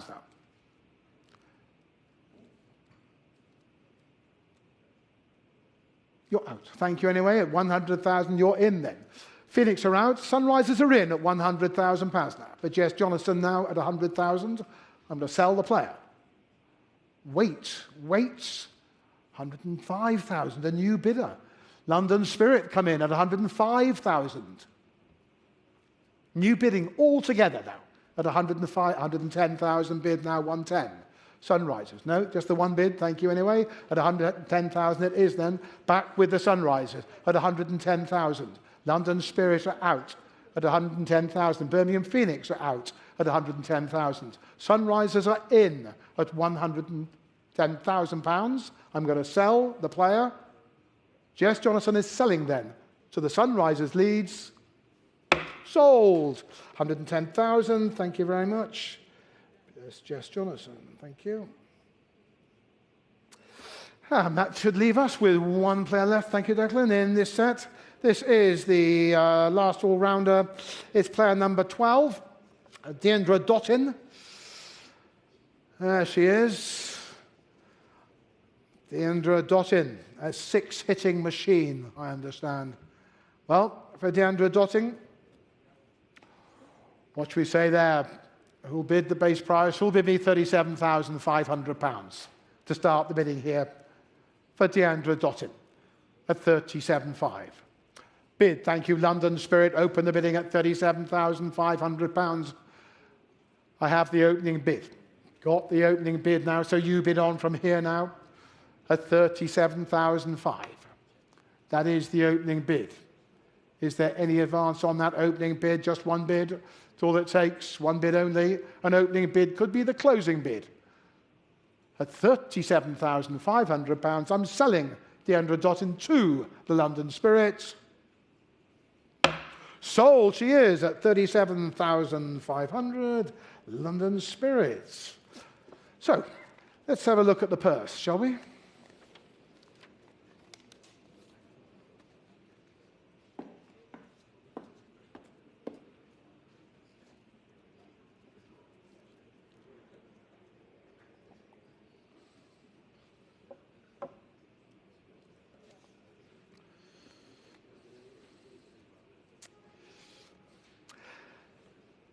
And move on to our next set, Tier 1 spin bowlers. 5 of them, yet again, 5 in every set. 5 spin bowlers.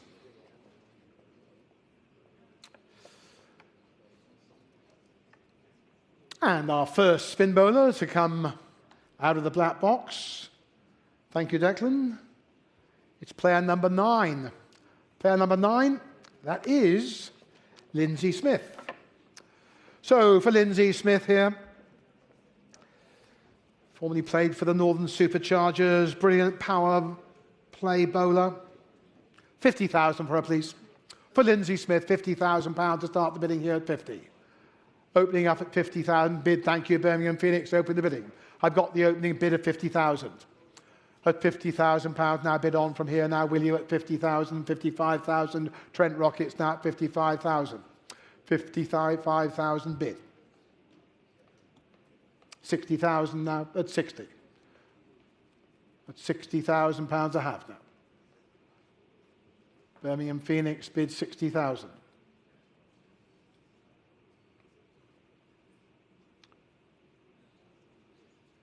£60,000 now. 5 bid now, 65,000. 65, Trent Rockets bid 65.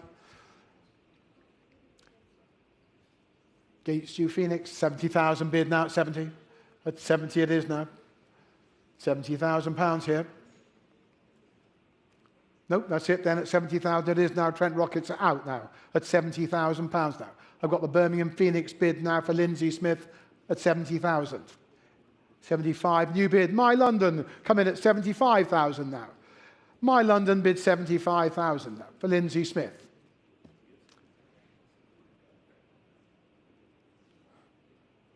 £80,000 now, Birmingham Phoenix.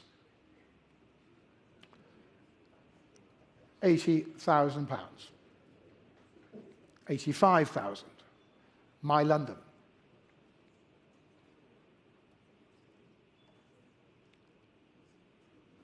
£85,000 for Lindsay Smith. 90,000 bid now, 90. Now the bid's at 90.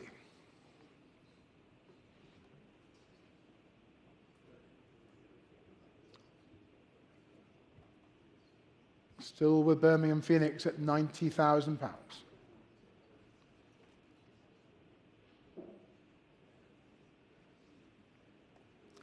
Still against My London at 90,000. 95,000 bid now. 95 I have.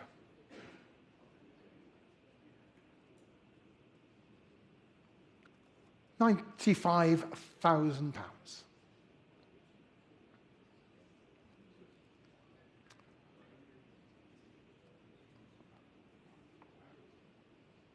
And 100,000, I've got bid now at 100,000. Here we are then at 100. The 100,000 is bid now. Lindsay Smith gets the £100,000 bid from the Birmingham Phoenix now. And 5 is next at 100,000. No, at £100,000. You're quite sure, my London?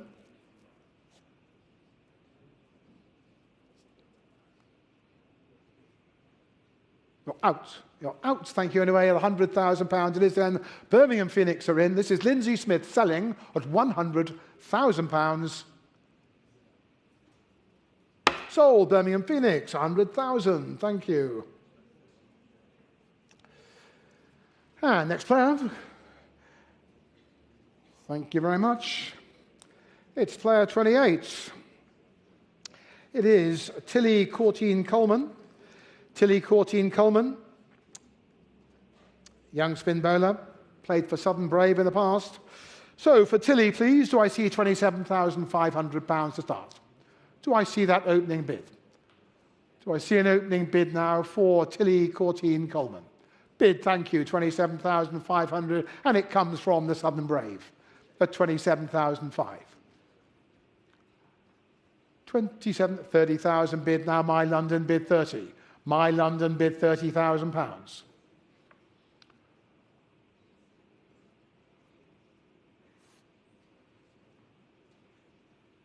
£32,005 bid now at 32,500. 35,000. 35,000. 37,500. 40,000. 42,500.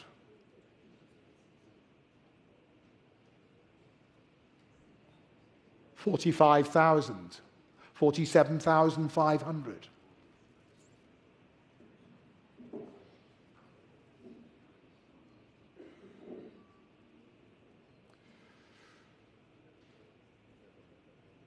50,000. 55,000.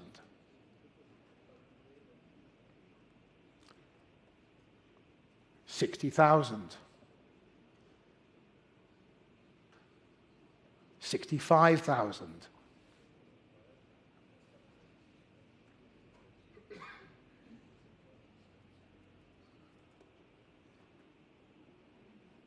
65,000 pounds for Tilly Courtine-Coleman. 70,000 now. 75,000. Still the Southern Brave.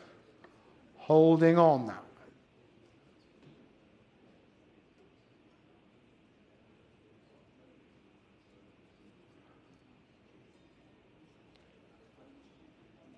£70,000.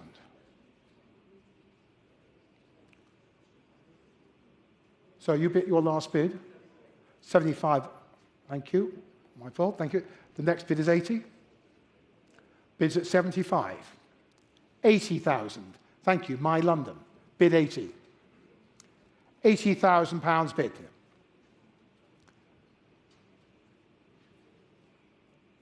From My London at £80,000 now. For Tilly Courtine-Coleman at 80,000.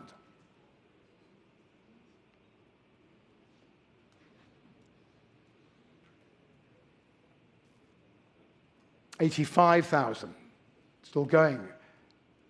90,000, My London. 95,000. 95,000, it's still the Southern Braves.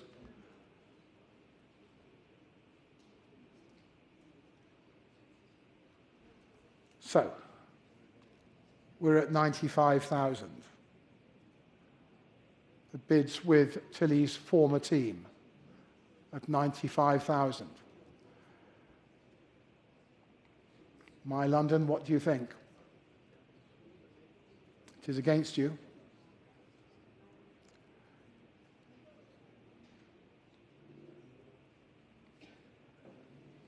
You're out. Thank you very much. Anyway, at 95 it is then. So Tilly Courtine-Coleman back to the Southern Braves at 95. 100,000 new bidder now at 100,000 now. London Spirit say 100.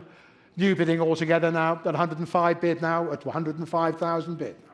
At 105,000 it is, no, just the one bid, thank you. So it's 105,000 for Tilly Courtine Coleman, going back to the Southern Braves at £105,000. You're quite sure. Then I sell the player. He's sold to the Southern Braves at £105,000. Moving on, thank you. Player 216 then for Sophia Smale. For Sophia, there please, and £15,000 for her. 15,000 please for Sophia, 15,000 bid, thank you. From the Sunrisers, opening the bidding here at 15,000, so bid on here at 15,000, will you? I have the opening bid straight in here at just £15,000 now. Who's next now? Who's going next at 15,000? I've got the opening bid, 16,000. Welsh Fire say 16 at £16,000. 17,000. 18,000. £18,000 now, 19,000. Sunrisers, 20,000 bid now at 20. 20 against you now at £20,000 now. You're out, thank you. Welsh Fire bid 20. Welsh Fire bid 20,000. Anybody else coming in now? Anybody else now for Sophia Smale? I've got the bid of 20,000. It's a Welsh Fire bid at £20,000. You're all quite sure. I'm going to sell the player for 20,000. Sophia Smale to the Welsh Fire at 20,000. She's sold at 20. Thank you very much. Welsh Fire bid. My next player, next bowler, player 14. For player 14, the Australian bowler. This is Alana King. And for Alana King, please, 37,500 is her base price. Who'll bid the base price here at 37,500? To start the bidding here at £37,500. Who's coming first now at 37,500? Is Alana King on your list at the base price of 37,500? I see no bids at 37,500. Bid in time now at 37,500. Bid now, Birmingham Phoenix. Open the bidding now at 37,500. 37,500, any advance on that opening bid that comes from the Birmingham Phoenix? If you're quite sure my hammer's raised, then just one bidder. Maiden bid, opening bid and closing bid of £37,500. This is Alana King selling to Birmingham Phoenix. Sold 37,500 BP. Thank you very much. Which then brings us to the last spin bowler. Thank you in this set. It's player 31. It's Kirsty Gordon. Kirsty Gordon, a former Trent Rockets player, for whom I'm looking for £27,500 here. Looking for the opening bid here of 27,500 now. To start me off here for Kirsty Gordon at 27,500. An opening bid. Have you marked Kirsty at 27,500 now? Thank you. My London open the bidding here. I've got the opening bid. It comes from My London. 27,500 is the bid. That is the opening bid on if you want her now at £27,500. I've got the opening bid then. That's all I need then. It comes from My London at £27,500. This is Kirsty Gordon selling to My London.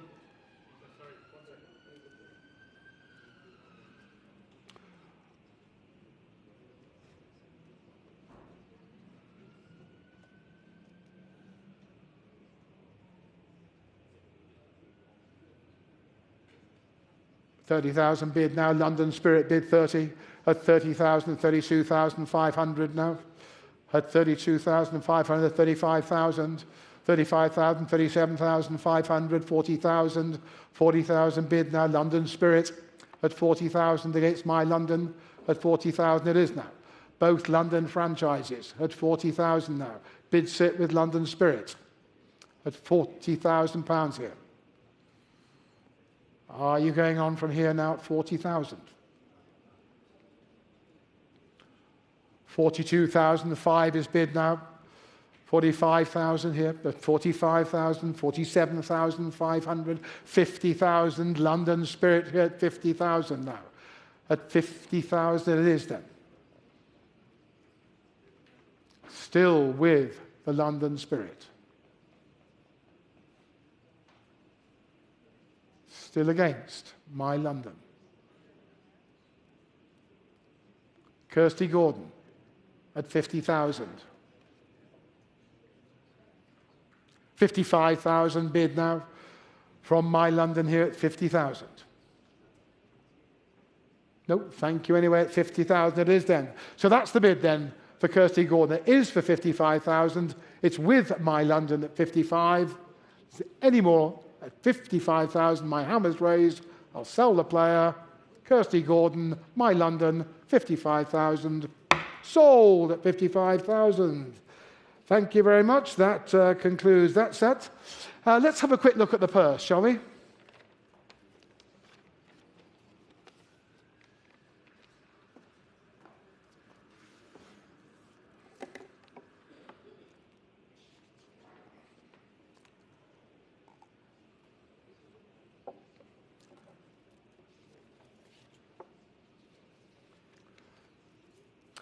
And into our next set then. Our next set is wicket keepers. You all need those. Everyone needs a keeper. So 5 of them. 5 in this set. Who's our first keeper, Declan? First keeper is player number 44. 44, that's Lauren Winfield Hill.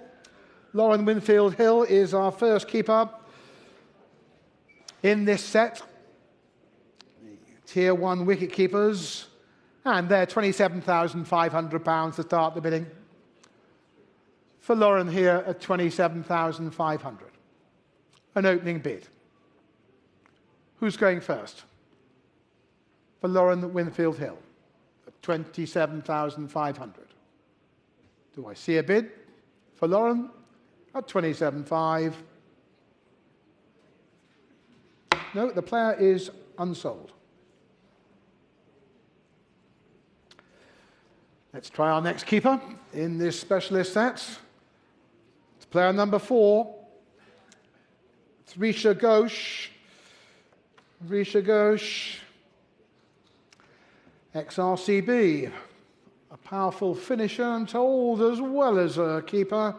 And for Risha Ghosh, 50,000, please. Thank you. 50,000 bid to start. Super Giants open the bidding here at 50. I've got the opening bid here at £50,000. Bid on now, will you? I've got that opening bid. Here we are at 50,000 now, so you bid on from here for Risha Ghosh. At £50,000 it is now. £50,000 it is an opening bid for Risha. Any advance on that opening bid? Is it my closing bid as well? Just one bid. Risha Ghosh then.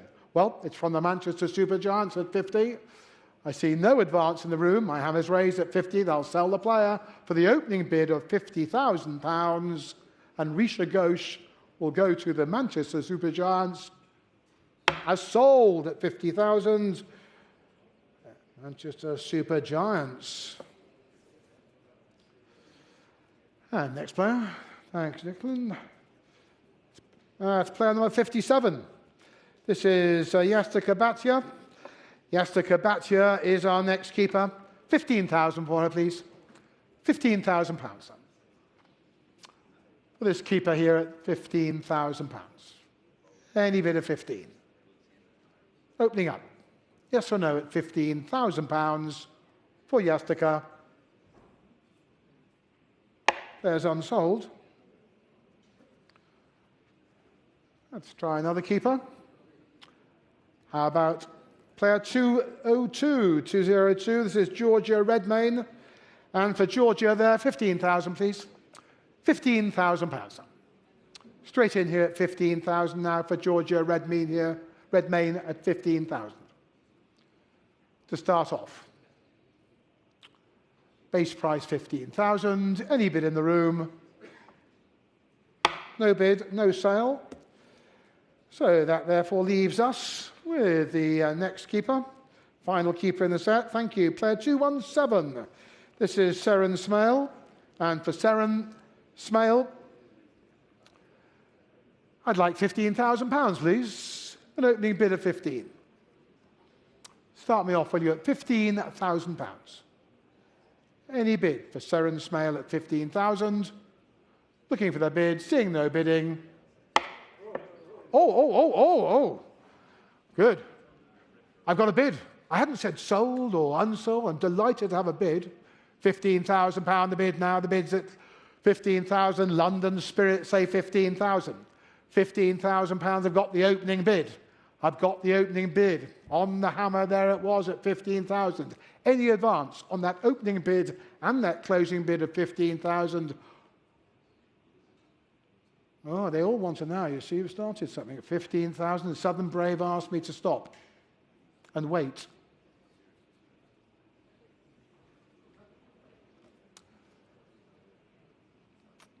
And keep waiting.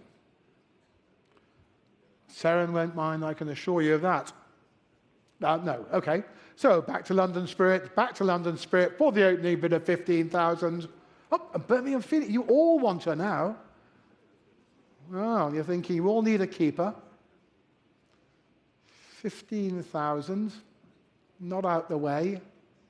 No, okay. Still no. Two no's, one yes. 15,000. London Spirit want Seren Smale. At the base price of 15,000, I'm going to sell her then for 15,000. Sold £15,000 to London Spirits. Now let's have a look at the purse, see how we're getting on. How is that purse looking? And let's take a short break. Thanks, Declan.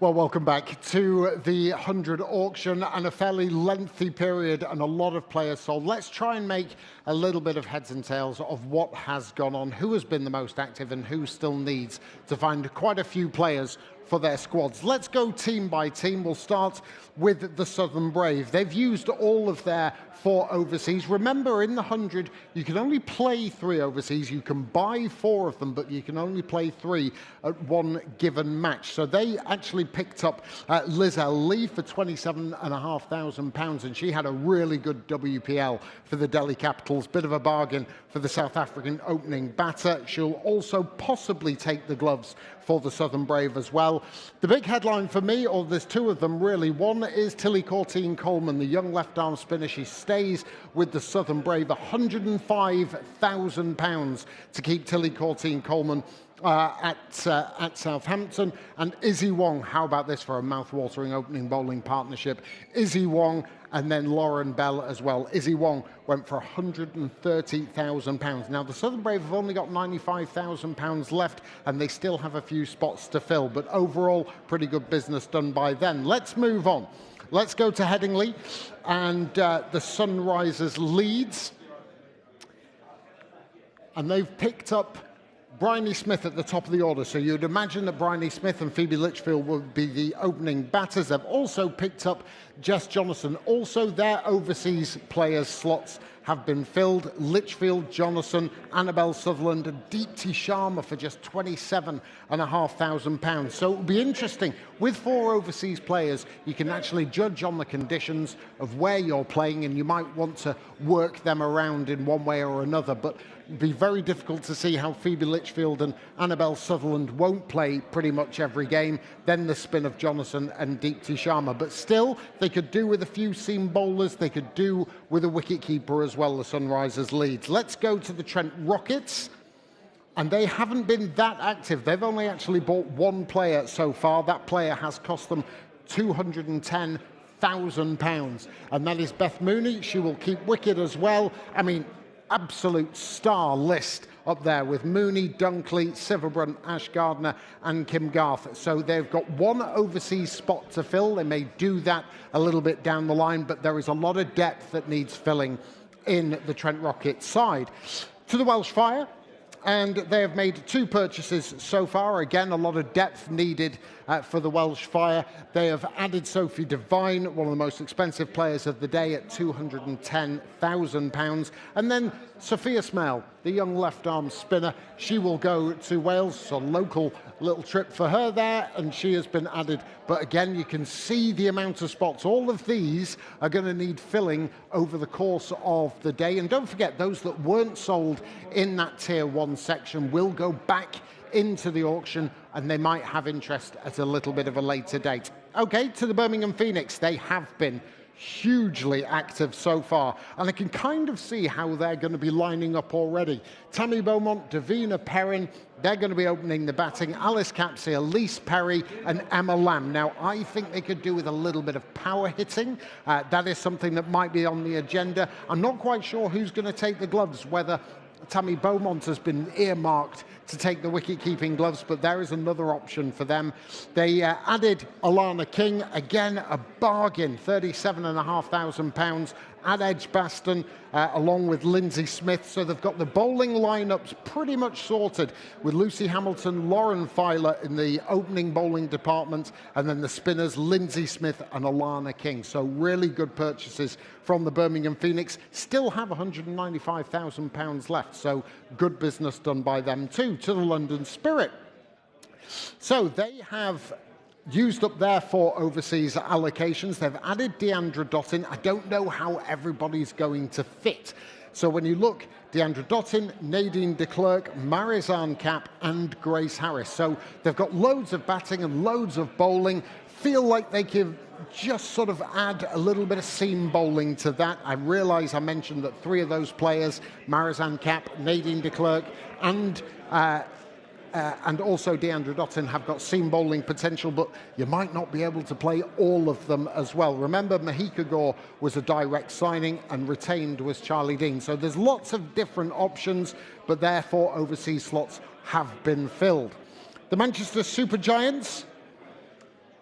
Well, I mentioned about Risha Ghosh a little bit earlier, and they needed some power hitting. They have got that. She's a brilliant finisher. They needed a wicket-keeper as well. That is what little top box ticked for them. Catherine Bryce, no stranger to Old Trafford, the Scotland captain. She can bowl you a little bit of medium pace, but she's a very, very powerful top-order batter as well. So 2 boxes ticked in Catherine Bryce for me for the Manchester Supergiants. They also added 2 seam bowlers who can open the bowling, Maitland Brown and Grace Ballinger, for pretty reasonable prices as well, £82,500 for the both of them. They've still got lots of funds left, but they have used up all of their overseas slots. So they're going to look for a little bit of depth from domestic players, of which there are still many more to come. See them being active in the next tier of players. And just finally, My London. And they could do with some players. I've got to be brutally honest with you. They've only got 5 at this moment. The big signing for them Chanel Henry from the West Indies, £70,000. Again, a fabulous power hitter, great with the new ball as well. And she will add to that list her West Indies compatriot Hayley Matthews and Amelia Kerr. Kirsty Gordon, the left-arm spinner, bags of experience, and she'll do well down at the Oval. Lots of cash left, lots of players to fill in that MI side. So we shall see which way each side goes in the next tier. There's still plenty of selling to be done. Kenzie, let's join you out and about in the room. Daggers, thank you so much. Yes, alongside me is Southern Brave assistant coach Anya Shrubsole, former Southern Brave captain as well, of course. Anya, always lovely to come and have a chat with you. An exceptional morning for all of you. Good business indeed. Let's start with Sarah Glenn, though. A bit of history for the team. Your first ever signing in the 100 auction. This is a huge day for sport in the UK and indeed the world. Just tell us, what's it like to be sat here at the table in the room?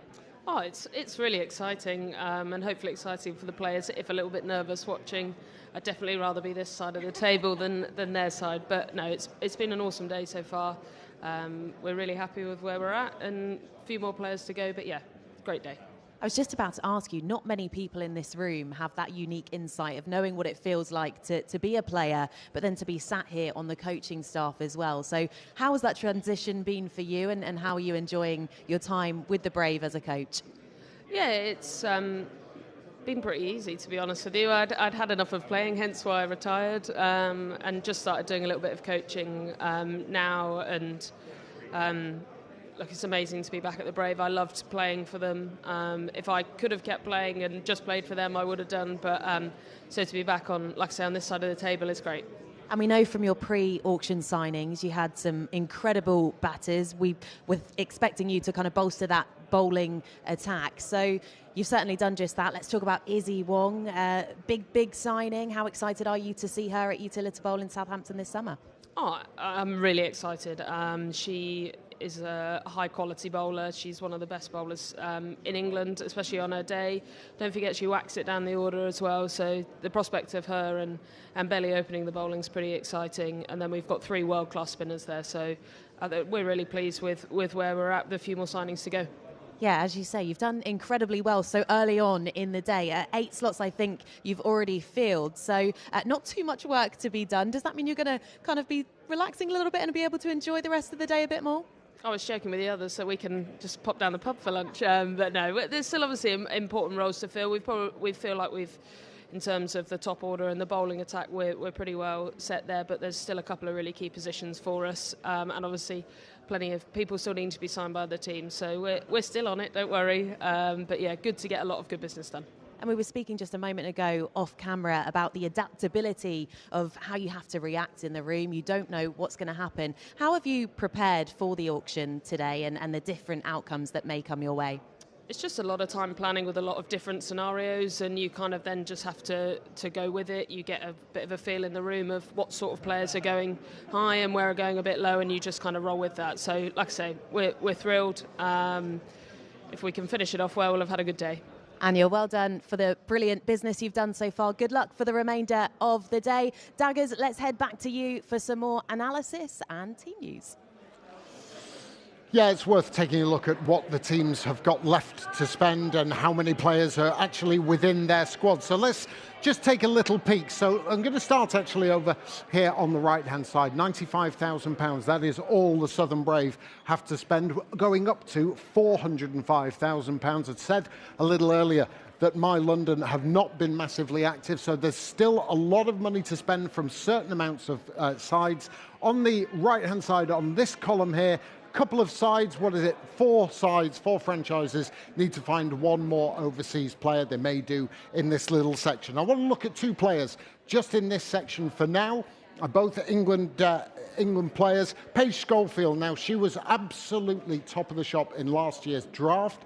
She was in the top bracket of player, a fabulous player. She can finish games, she can sort of absorb, she can play all around the ground, but she can also have a great deal of power. I think she is going to attract a huge amount of interest, is Paige Schofield, especially for those clubs that have not necessarily filled their rosters. 1 more for you, and what a season she had last year. Arlott. Now, if you're looking for someone who ticks so many boxes. She can bowl up front, she can bowl at the death, she can give you some lower order runs as well. She had a fabulous time of it for England last summer. Watch out for Arlott, and let's see where she goes. We're almost ready for the next tier. Kenzie, where are you? Oh, well, I'm out amongst it where it's all happening, Daggers, and we're very excited to get back underway. And of course, we should mention we've teamed up with all 8 teams to give you the chance to win free tickets to a game of your choice in the 100 2026. But we're not stopping there. We're also throwing in a team shirt and some extra merch to go with it. All you have to do is head to the100.com, jump onto the live blog, pop in all of your details, and you'll be in the draw for free tickets and your very own shirt. Now, as we go into our final round, we welcome back Marvin Rye, a brilliant young cricketer and hero from the recreational game, as we move on to the next round of picks. So let's take a look at a few players in the next round of 15.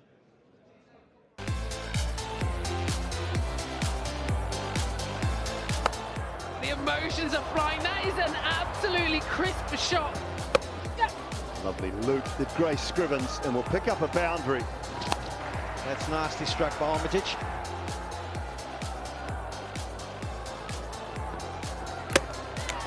It's good bowling from Marlott. That will do it. Alice Davidson Richards. On the stumps is Kerry. Yeah! Smart bowling there from Hannah Baker. And London Spirit. Yeah! Oh, that's a ripper. So, to continue today's auction, Tier 2 batters are the next group, and the first player that I'm going to offer you today, thank you, is player number 22. Player 22 is Holly Armitage. Holly Armitage is our first batter, and £27,500 I'm asking to start here. I'm looking for a base price of £27,500 now to start the bidding. This is Holly Armitage. Do I see that bid? 27.5 is bid now. Supergiants open the bidding at 27.5.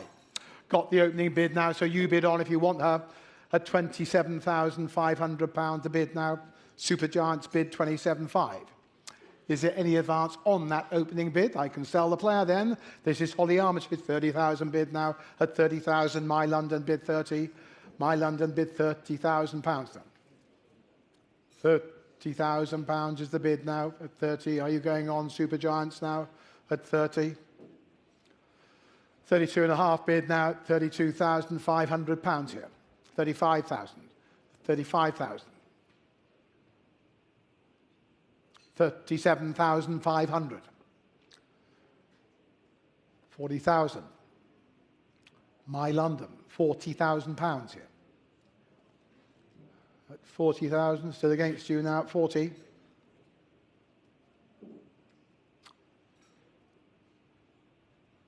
£40,000 then. You say no, and he says yes. There you go, Tom. 42.5 bid now, 42.5 now. At 42.5 now, 45 bid now. At 45 now. What are you going to do this time? At 45,000 now, it's Emma London at 45,000 here. No, at 45,000 it is then back with My London at 45,000. The Supergiants are out. My bid's at 45,000 for Holly Armitage. Anybody else coming in now? At £45,000, then I sell Holly Armitage to My London at £45,000. Sold, 45,000. Thank you, My London. Next player, thank you very much. It's player number 140, 140. Here is Eve Jones. And for Eve, a base price there, £27,500 is the starting bid for Eve Jones here at £27,500. An opening bid at £27,500. Am I seeing a bid? Anybody, Eve Jones? Yes or no? At £27,500 for Eve Jones.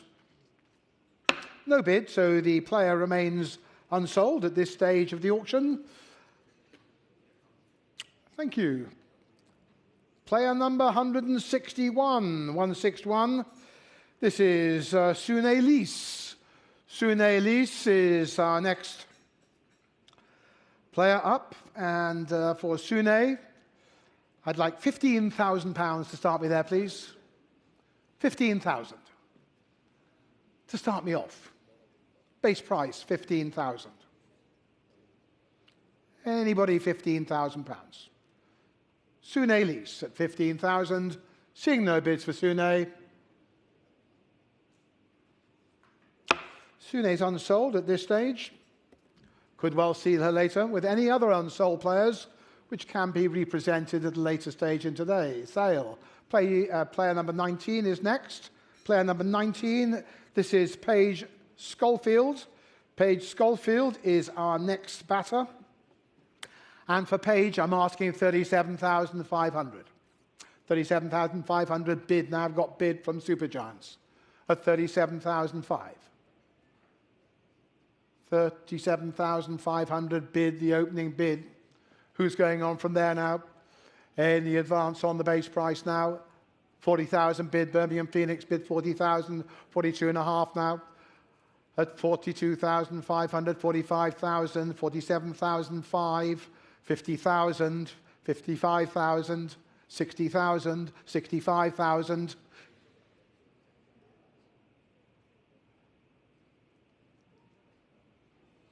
$70,000, 75,000.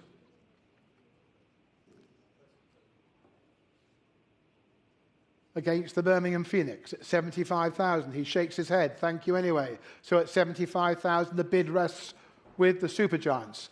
At £75,000 now. This is Paige Schofield at 75,000. And the advance on that bid of £75,000, then I'll sell the player 80,000. Welcome. 80,000. New bidder, Trent Rockets, 85,000. £85,000 bid. 85,000 I have now. Supergiants bid now against you, Trent Rockets, at 85,000.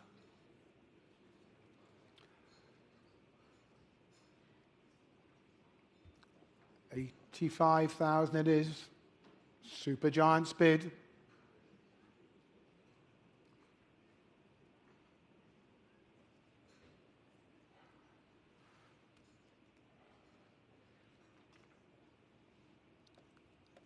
No, 85 it is then. So, still with the Supergiants at 85,000. This is Paige Schofield selling at £85,000.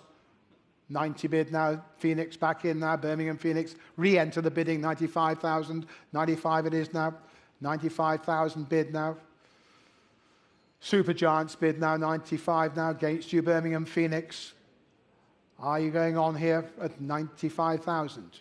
You dropped out and came back in. Welcome back now, but it's still against you. 100,000 bid now. Got 100,000, 105,000 no. 105 straight back from the Supergiants now at £105,000. Paige Schofield, 105,000. Bids with the Supergiants. 110,000, 110,000. Birmingham Phoenix. £110,000. 115,000. Manchester Supergiants.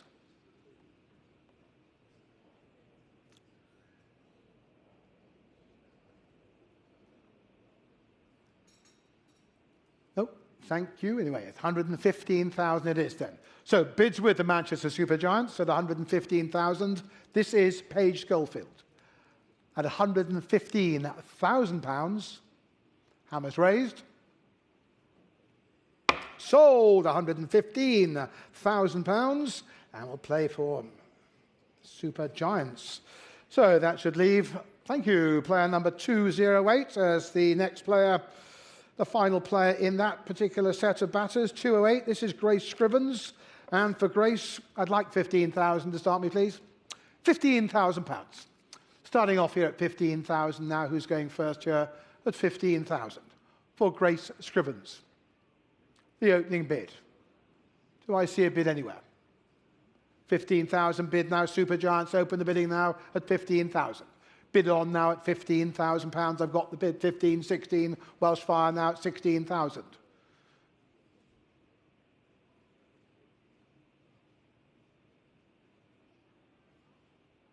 It's against you.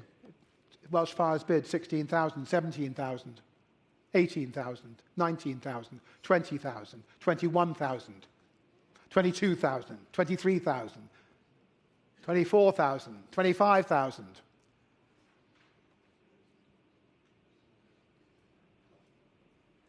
27,500, 30,000. Manchester Supergiants, £30,000 for Grace Scrivens.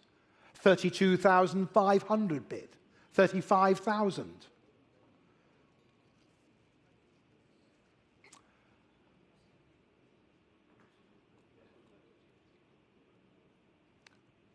£35,000, and it's a Supergiants bid. 35,000, and against the Welsh Fire.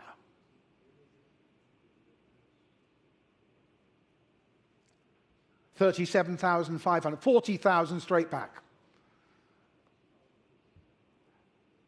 Manchester Supergiants, £40,000. No, you're out. Thank you anyway. 40,000 then. We're back with the Manchester Supergiants at 40,000. This is Grace Scrivens selling for 40,000. All quite sure.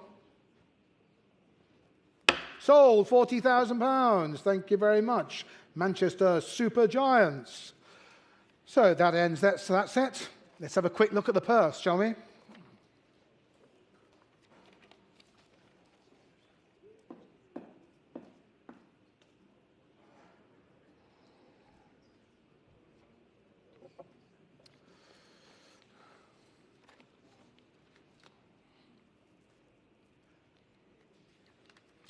So, the next phase of the auction, all-rounders now. 5 all-rounders, there they are on your screen.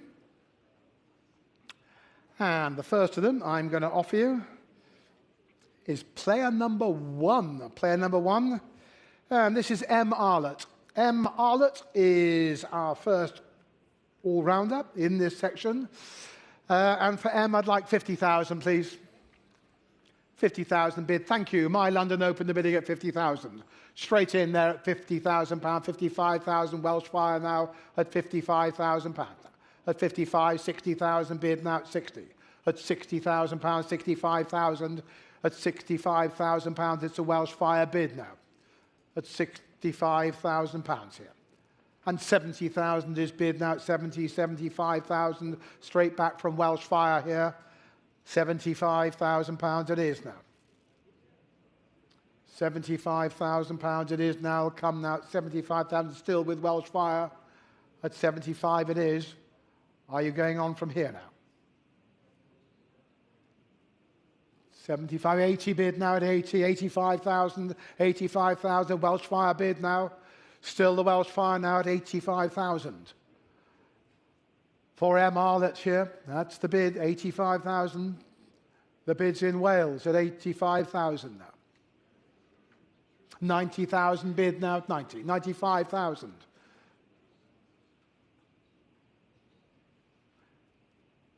Still the Welsh Fire bid at 95,000.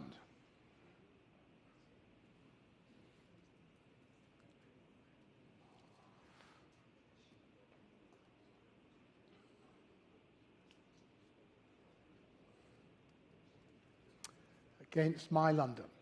100,000 is bid here. 110,000. Straight back from Welsh Fire at 110,000 now.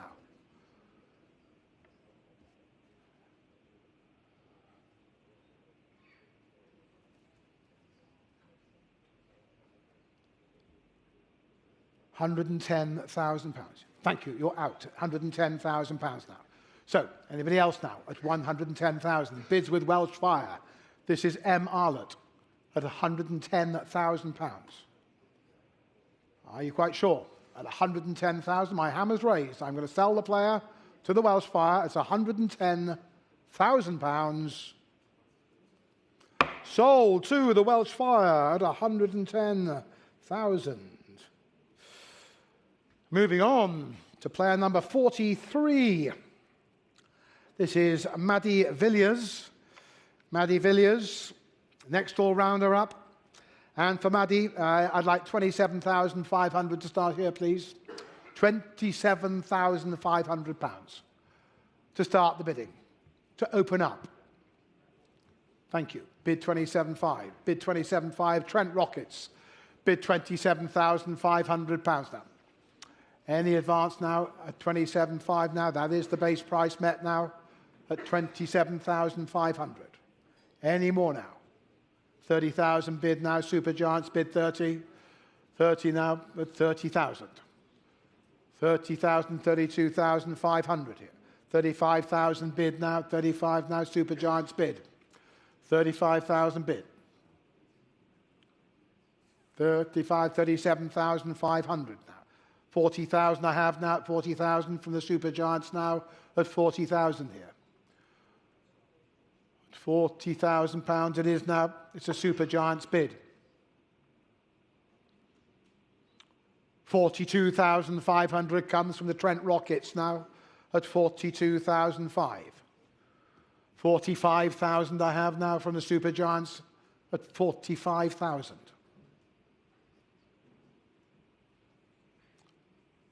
Nope, 45 it is then. It's a Supergiants bid.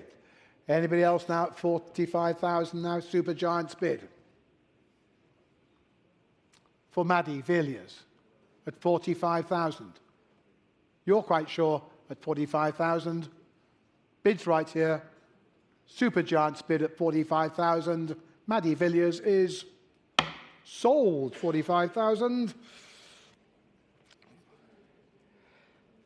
Another all-rounder. How about player number 26? Player number 26, it's Nicola Carey. So for Nicola, and straight in there, 27,500 is the base price there. To start me off here, bid, thank you, My London, open the bidding at 27.5 now. Opening up straight in at 27,500. It's My London's bid. 30,000 bid, Birmingham Phoenix bid 30, 32.5 now, 32,500. 35,000 I have now, 37,005. 40,000 bid now at 40 it is now from the Birmingham Phoenix now at 40,000. 42,500 My London. 45,000 bid now Birmingham Phoenix now 47,500 My London at 47.5. 50,000 bid now 55,000 straight back My London's bid at 55,000.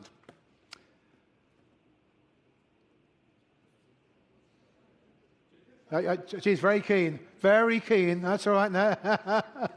Showing all the cards. 60,000 bid now at 60. Now's your chance. 65 now at 65,000. At 65 it is now. At 65. How much further? What are you thinking? It's getting very psychological over there now. At 65. 70,000 bid now. At 70,000. 75,000 now. My London's still there. Battle against Birmingham Phoenix now at 75,000 for Nicola Carey. 75,000 now from the opening bidder, My London, at 75,000.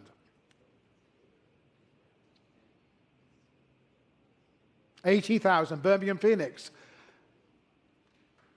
At £80,000, there you are now at 80,000. So, at £80,000.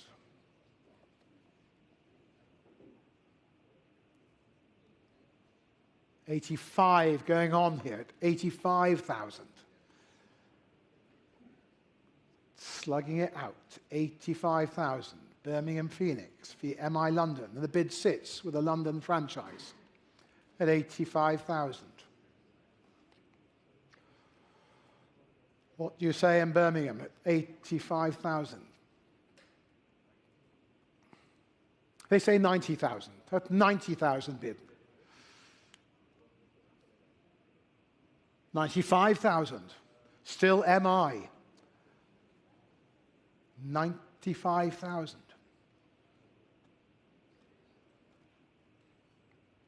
Nicola Carey at 95,000. Bids with My London. You're out. Thank you anyway. At 95,000. The bid's back then with the opening bidder with My London at 95,000. Anybody else now? At 95,000 for Nicola Carey. MI London's bid, all quite sure, at £95,000. Nicola Carey is sold for 95,000 and will play for My London. Okay then, who's up next? It's player number 27. Player 27, this is Sri Sharanay. Sri Sharanay is the next all-rounder up. And for Sri, I'm asking £27,500, please. I'm asking £27,500. To start the bidding here, the base price is £27,500. Anybody mark Sri on their list now at 27.5? I'm seeing no bids. I'll look one more time. The player is unsold. Leaving then one more all-rounder in this specialist set. It is player number 29. This is Alice Davidson-Richards. So for Alice there, and for Alice, I'd like a base price, please, of £27,500. £27,500 to start me.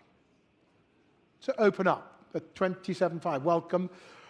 Trent Rockets, open the bidding now. I've got an opening bid here of 27,500.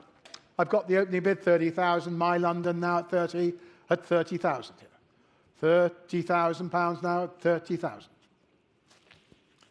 £30,000, no, that's it, 30,000 it is now. My London's bid at 30. My London bid 30,000 now. At £30,000, anybody else coming on from here now? Trent Rockets are out. You're in, My London, at £30,000. Any advance for Alice Davidson-Richards? Well, she's here to be sold. The bid is 30,000. It comes from My London, and Alice Davidson-Richards is sold for 30,000. MI London is her team. Let's have a quick look then now at the purse as the auction develops. There we are. Clearly on your screen there.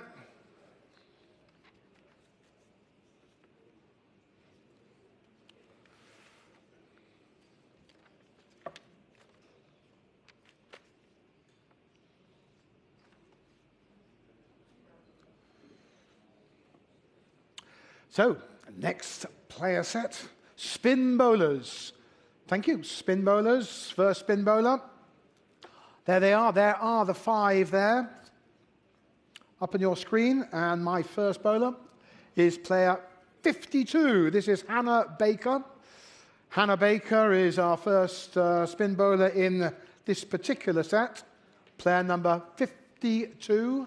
And for Hannah, please, £15,000, please. 15 bid now, thank you. Trent Rockets open the bidding here at 15,000.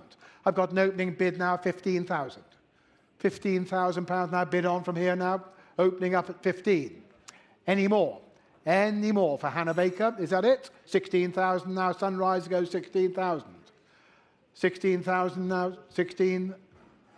17,000 bid now here at 17,000. 18,000. £18,000 now. Sunrise's bid here at 18,000 against the Trent Rockets now. 18, no, shakes the head now at 18,000 bid now. Sunrise's bid. £18,000 now. Anybody else coming in now at 18,000? This is Hannah Baker at £18,000. Bids with the Sunrisers. Leads at 18,000.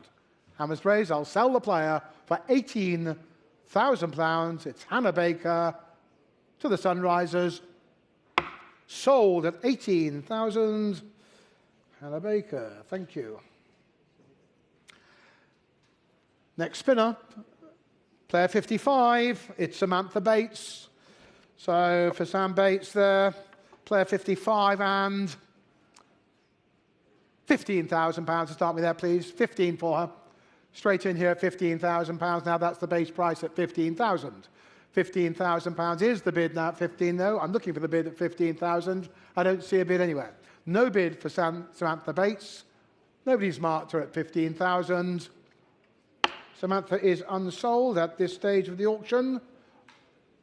We may well see her later in the day. And my next player is player 126. 126, it's Lucy Hyam. And for Lucy, I'd like 15,000, please. £15,000 for Lucy Hyam. £15,000. Is Lucy Hyam on your list at 15,000? Bid, thank you, 15,000. London Spirit, open the bidding here at 15,000. I've got the opening bid now at 15. Bid on for her if you want her. I've got the base price of 15,000 bid in one place. It comes from London Spirit at 15,000. Anybody else coming in now at 15,000? Then I'll sell Lucy Hyam for the base price. Opening bid, closing bid, £15,000 from London Spirit. Sold at 15,000. Thank you. Another spinner here. Player number 241. 241, Rebecca Tyson. And for Rebecca, and 15,000 for her. £15,000. Rebecca Tyson at 15,000. An opening bid for Rebecca Tyson. Quite short, 15,000. Seeing no bids at 15. At £15,000. Now, wait. Wait, sure, I'll wait. Wait, come on. Wait. So we're going to wait now. Rebecca Tyson asked to wait on the Manchester Supergiants table. They're thinking, maybe Rebecca Tyson, 15,000, doesn't seem dear to me. But still no. No, okay, that's it. So no bids. I see no bids for Rebecca at this stage in the auction. So at this stage, for Rebecca Tyson, we'll say she's unsold. Which takes us on to the final player in the set, and in fact the final player in these specialist sets. It's player 247. It's Amanda Jade Wellington. Amanda Jade Wellington, all-rounder here. And for Amanda Jade, player number 247.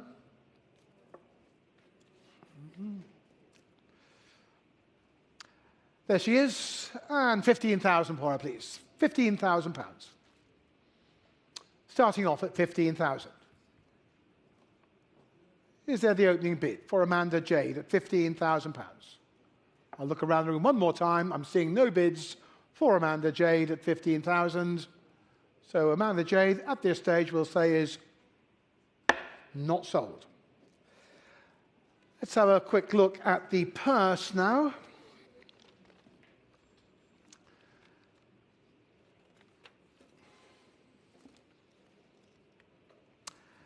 And then let's take a break.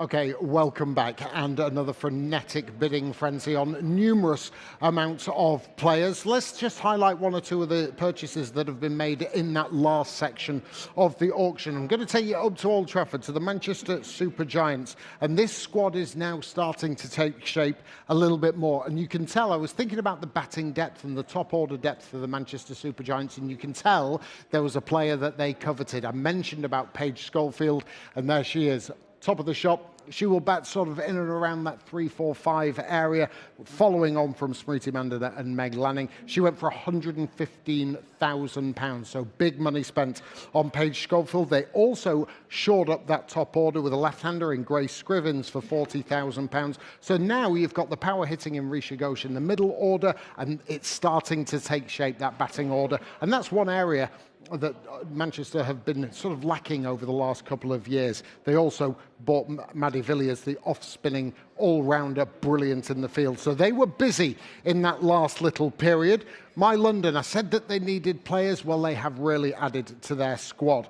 They went and got Chanel Henry as their third overseas, but again, talking about players that sides covet, Nicola Carey, Australian all-rounder. Now, there is a little bit of a link here with MI in the WPL as well. My London, they had Hayley Matthews and Mealy Kerr, who already play for the Mumbai Indians. Nicola Carey came in as a last-minute replacement for MI in the WPL, and she is sticking with the same franchise as well, 95,000, and all of their overseas slots are now filled. Interestingly, though, Holly Armitage, she goes from Headingley down to the Oval, and again, you talk about leadership and that top-order depth. That is what Holly Armitage brings, as well as Alice Davidson-Richards. Just for now, just going to talk about the Welsh Fire, because they spent £110,000 on Em Arlott. I mentioned about Em Arlott and the fact that what she brings and how many boxes that she ticks. £110,000 is a good amount of money, but it has been well spent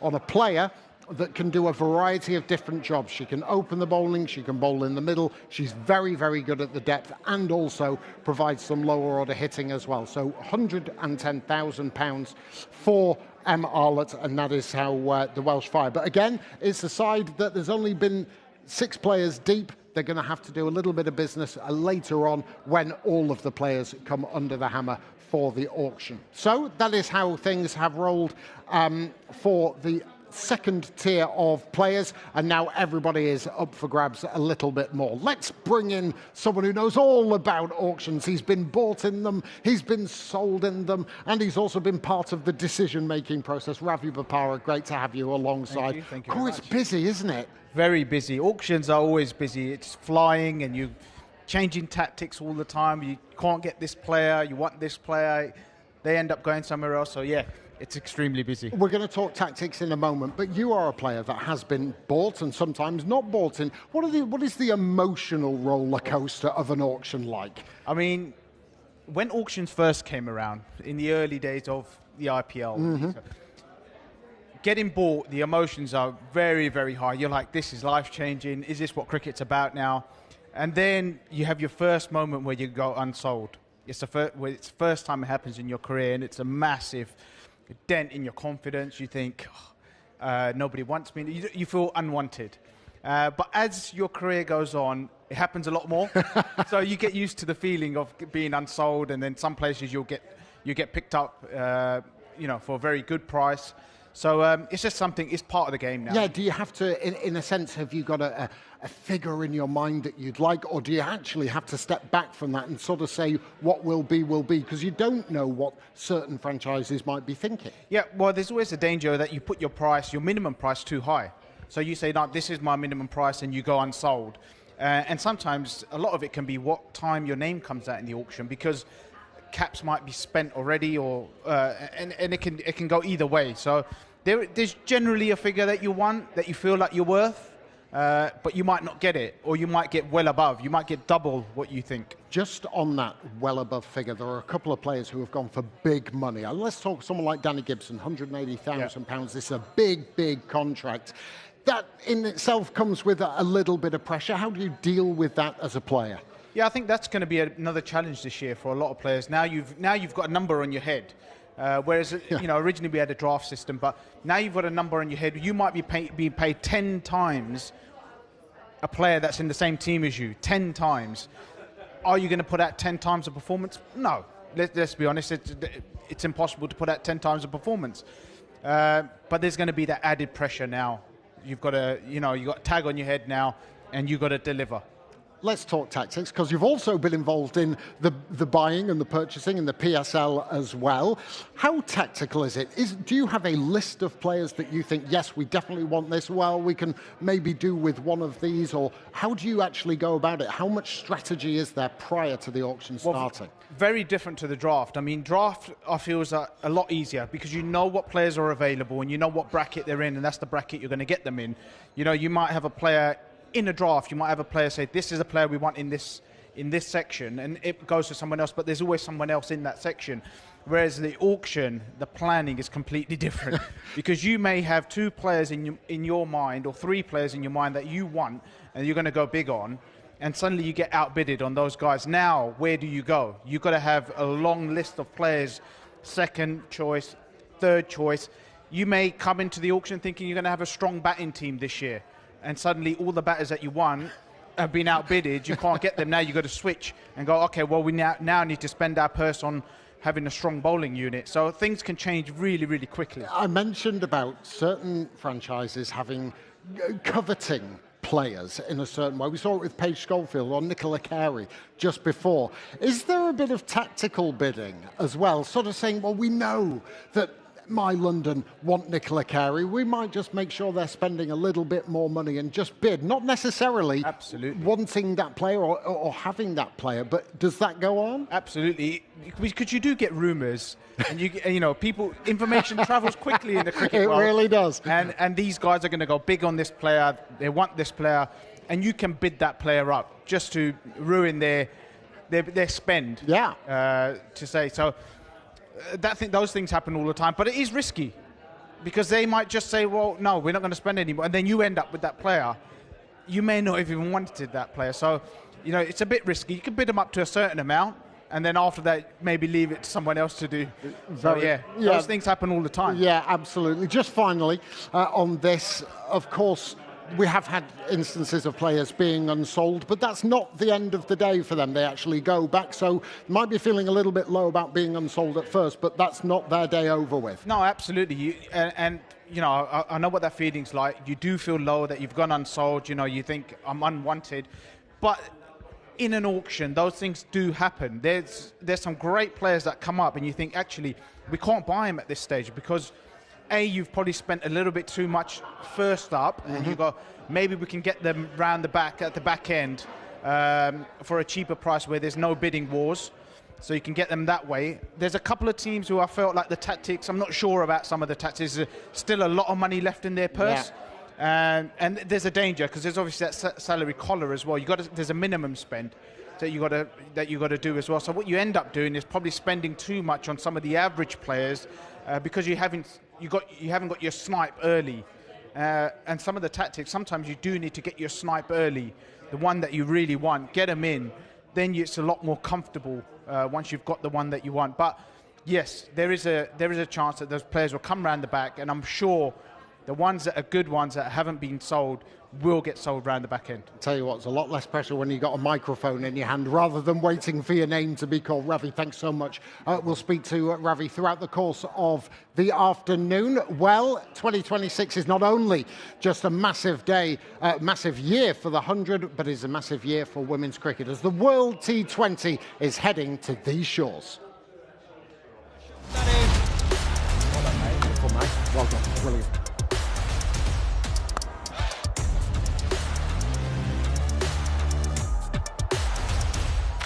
That's a big shot.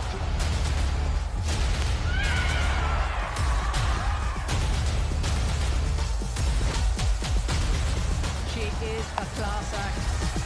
Nat Silverbrand takes the catch.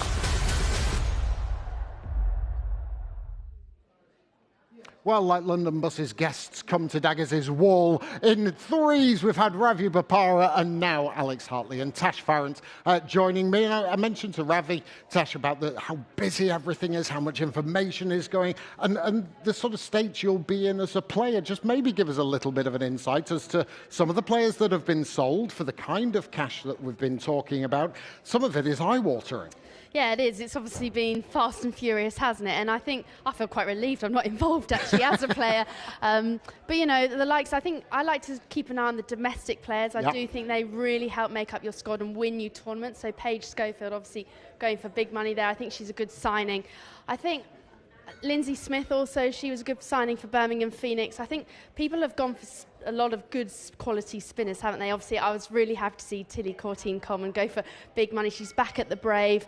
She will love working with the likes of Anya Shrubsole. She'll learn a lot. She'll take a lot from those senior players around her as well. So it's hard to keep your head around things, but the squads are shaping up nicely. Obviously, sort of waiting for My London. When are they really going to make their moves? They did in the last set, obviously, Alice Davison-Richards and Nick Carey. So it'll just be interesting to see when they really put up the pace. We talk about, Al, the nature of the women's game, and obviously it's been trending upwards over the last 10 years or so. Now we're getting to a stage where I'm just looking down the list. Tilly Courtine-Coleman, £105,000. Izzy Wong, $130,000. It's not unusual to see overseas players go for these kind of cash. Danny Gibson, $190,000. Em Arlott, $110,000. And this is just, like I say, we talk about the route that the women's game is going. This is big cash. This is big news. This is big news, but it's also just the start. This is the very start of what's to come and what's next. And you know, there's been record-breaking deals done today, and a lot of these girls are probably a little bit starstruck and a little bit mind-blown about the money they've gone for. I've actually just spoken to Tilly,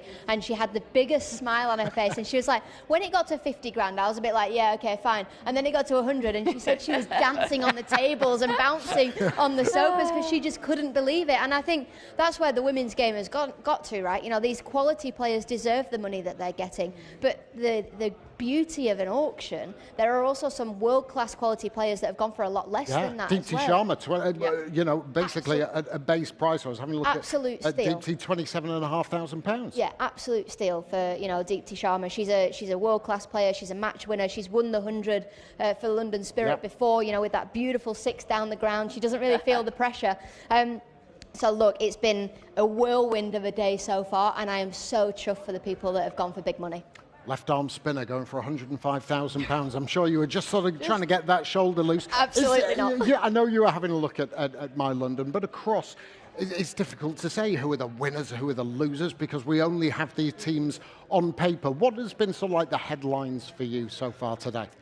Well, I think the first set was really interesting actually, because it was a kind of a slow start, and I think potentially, you know, it's not just about sort of who you are and what teams want you, it's also about where you come up in the sets as well. So I think it was really interesting. Everyone was a little bit tentative for those sort of first 3 or 4 players, and then when Danny Gibson came out, I think that helped her actually, that she came out at the last pick of that first Hero Marquee set. So I think it's just been really interesting to see. It's not just about who you are and what teams want you, it's also about sort of where you come up in the rankings of your set. That's been really interesting to see, and how the tables go about that, you know, whether they're trying to go big early like we've seen from Southern Brave, or someone like My London just holding back their cards. Obviously Shabnam Ismail, she went unsold. Will someone look to get her? Obviously she's been incredible in the 100. She's got the first women's hat-trick in the 100. So that's just been really interesting to see the strategy of each different team. Still, 2 franchises have not used their full allocation of overseas players. The Trent Rockets have got Mooney, Gardner and Kim Garth. Welsh Fire, Divine, £210,000. They've got no money left. Absolutely. But I was saying a little bit about the fact that, you know, Georgia Wareham is the other overseas player. So there are still 2 slots available. It's so interesting who's gone, where they might be actually looking to, and how the next little section pans out. Yeah, absolutely. And I actually think somebody like Shabnam Ismail, she's been at Welsh Fire for a number of years.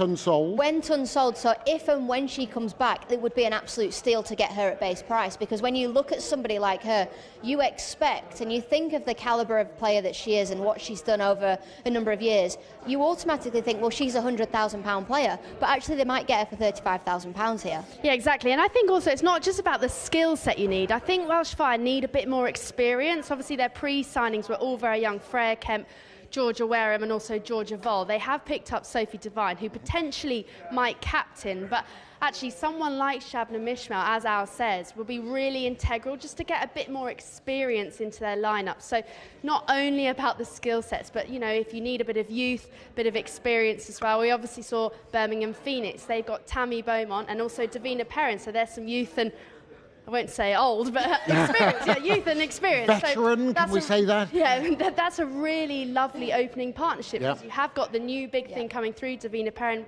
alongside someone like Tammy Beaumont, who's been there and done it. So just the sort of way you want to get experience and youth into your sides as well. Okay, guys, thank you so much. Alex, Tash, you've got plenty more to be getting on with. No lunch for you. No You're rest. often continuing social media and other outlets as well. It's been such a great morning, it really has, and it's been an exciting one at that. We've got lots of players still to get sold as well. Some of the ones I've highlighted, Kira Chatley, Chamari Atapatu is still out there for players, for sides that might look for another overseas player. Georgia Elwes, Tara Norris, Rihanna Southby, Anna-Marie Dirksen.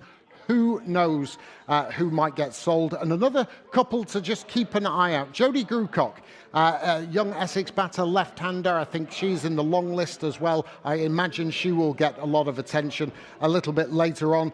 Katie George, Charlotte Lambert, young player, England under-19 player. I really like her. She bats, bowls, and hits a big ball as well. So lots and lots of players. Rihanna McDonald-Gay, there is another one to keep your eye on as well for the auction a little bit later on. So much still to do, so much money left to spend, so many players available for auction. But it all stems towards the 2026 season. But let's head back 12 months or so for the 2025 100 final for the women. It was an absolutely cracking day.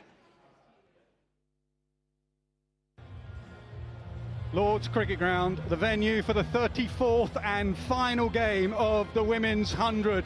Two top teams who came first and second in the group stages. It is the unbeaten Southern Brave against the Superchargers, who have got better with every single outing, and a wonderful win yesterday at the Oval. The weather forecast is a lot better than yesterday. The odd shower, but we are bathed in sunshine. The fans were queuing to get in earlier.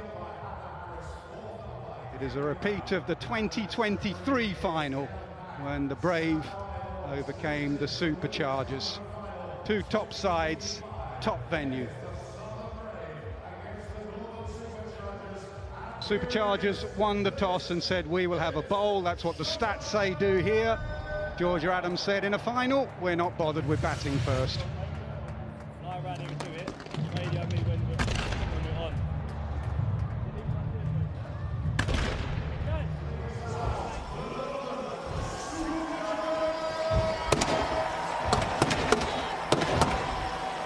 Holly Armitage leads out the Superchargers. Quick turnaround for them. Brilliant win yesterday. Davina Perrin absolutely outstanding. They have been outstanding. They are not a one-player team. They've had contributions from all the way down their order. But they will know they are playing against a side who are unbeaten, who have the best record historically. Out of all the teams, the Brave have the highest win percentage. But the only one that counts is the 200 balls that lie ahead.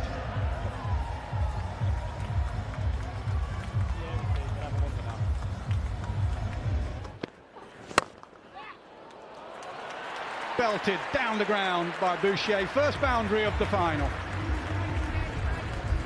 First time the middle of the bat has been found, and wow, did that fly to the boundary. Crisp strike down the ground, just slightly overpitched from Ballinger. Yes, she always looks to get. No let up in pressure yet. Picked up leg side. Fielder out there, and it's a 6 all the way. The first 6 of the final. Much needed as well. It's the Tavern down the hill. A lot of batters take that option.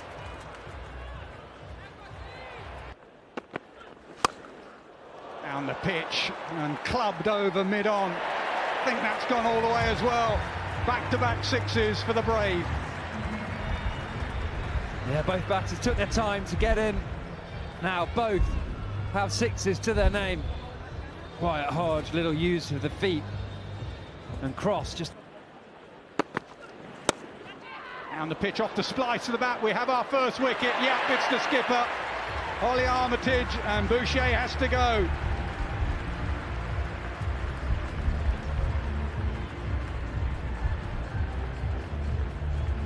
Was a change of intent from the Brave batters.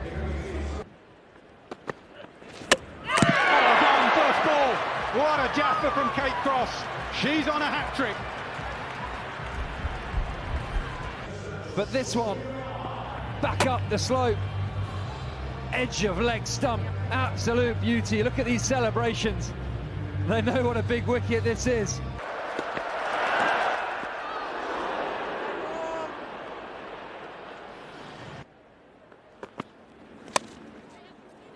Bit of shape through, that would be a thick edge, outside edge. It's away for a boundary. Yeah, Danny White-Hodge just likes to open the face of the bat. One of her strongest scoring areas through the offs. It's a shot up the slope from Danny White-Hodge, times it nicely. Another 5 balls completed, 41 on the board. Just played on line as Lindsay Smith just erring outside the off stump. Only 3. Bold again. Northern Superchargers finding a way to get these breakthroughs, and this time it's Annabelle Sutherland. Well, brilliant, absolutely brilliant from Annabelle Sutherland. Stuart Broad mentioned it earlier, bowling from the pavilion. Oh, it's gone up and over this time. Sophie Devine deciding that she needs to put her foot down. That is a welcome boundary for the Southern Brave. 50 up as well. Yeah, just momentum slightly shifting was exactly that. Well, and again another one. That was a short delivery from Lindsay Smith, and easy pickings for Sophie Devine. Yeah, and she's earned this. Brilliant shot the ball before, and then a drag down from Lindsay Smith. Really is a hit-me delivery. Just a change in weight from front to back foot. Must.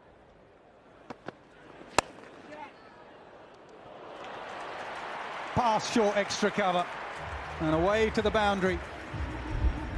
Good batting from Freya Kemp. Even in the last game, she made sure she got the team to a decent score, with wickets falling all around her. Today, she's got a bit of a different role.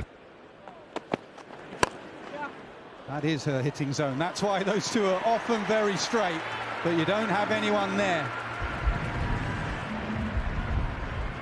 You need to keep your field a lot straighter when Freya Kemp is on strike. All through, she's... Down the ground again. I reckon it's the same result. It is.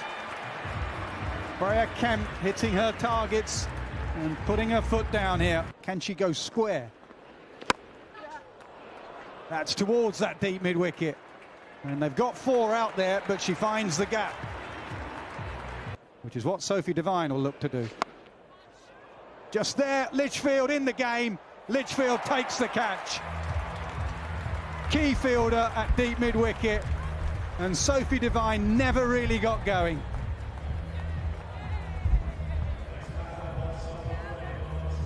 A very rusty innings comes to an end, but an important wicket for the Superchargers. The top edge in the air. Is the fielder going to get there? Yes, and taken. Comfortable catch. The Superchargers celebrate. Tell you what, this is a really well-judged catch by Nicola Carey, the Australian overseas. It was in the air for a long time, and she just took a little bit of time just to decide. Little off cutter. Oh, mix up and a run out. The captain's got to go. He had a good view of the angle. Georgia Adams realising that Kate Cross. Slow ball and swept in the air. Has it found the gap? It has. 4 runs. So the 100 comes up, and that was nearly a brilliant piece of fielding from Phoebe Litchfield. She's gone for the tennis forehand in the air because she knew she wasn't going to be able to pull it in whilst in contact with the ground. So she's tried to get the elevation, forehand down the line, not able to make contact, but the Brave won't mind because that is a welcome boundary for them. Shorter, carved over the offside. Will this run away? It will. Back-to-back boundaries.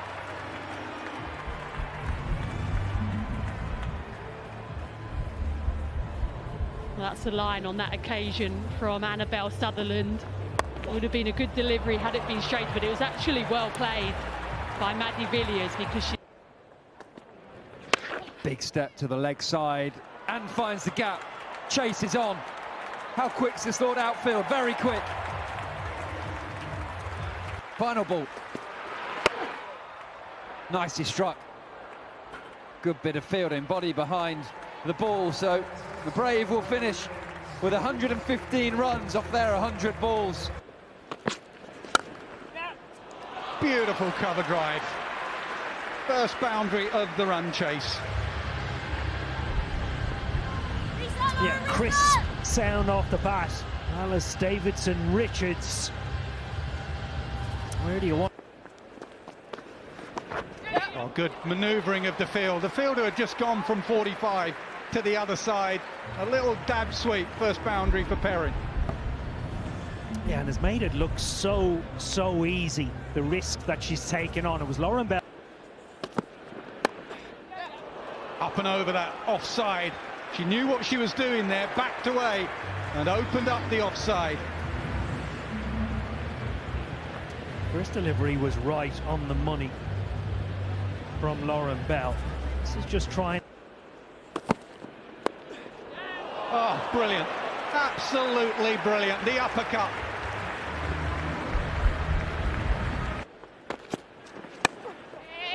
Straight up in the air. This is easier. And Maya Boucher is not dropping that. So Perrin's cameo in the final comes to an end. She goes for 17. Almost identical. Definitely has her number. Opens the face, third is up. A boundary to end the power play. Well, that's the shot that we are so familiar with seeing from Phoebe Litchfield. Reverse the 4. Squeeze, try and create some pressure, but Litchfield goes again and Bell can't stop it. So back-to-back boundaries.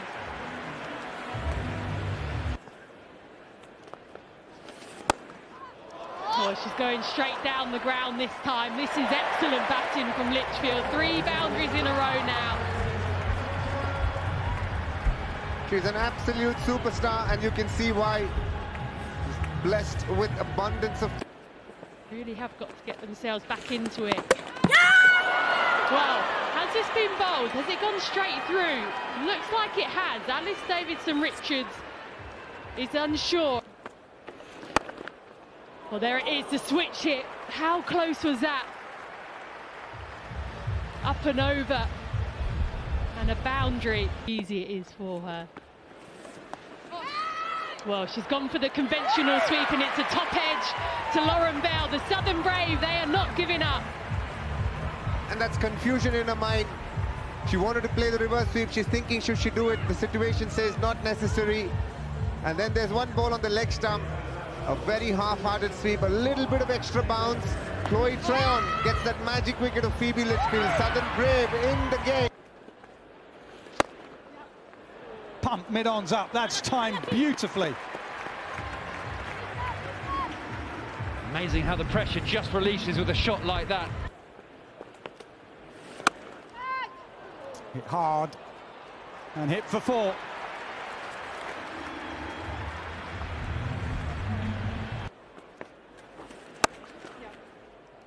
Too easy against spin at the moment. And the rain has taken its toll. Danny White-Hodge slips and slides and misses it. And the extra delivery is going to cost them a boundary. Very good from Nicola Carey. She moves to 25. Oh, that is a shot and a half from Carey. It's a poor delivery with mid-off up in the ring, and she climbs into it. Down the track again, Devine straight through her. Another boundary, second of the set so far.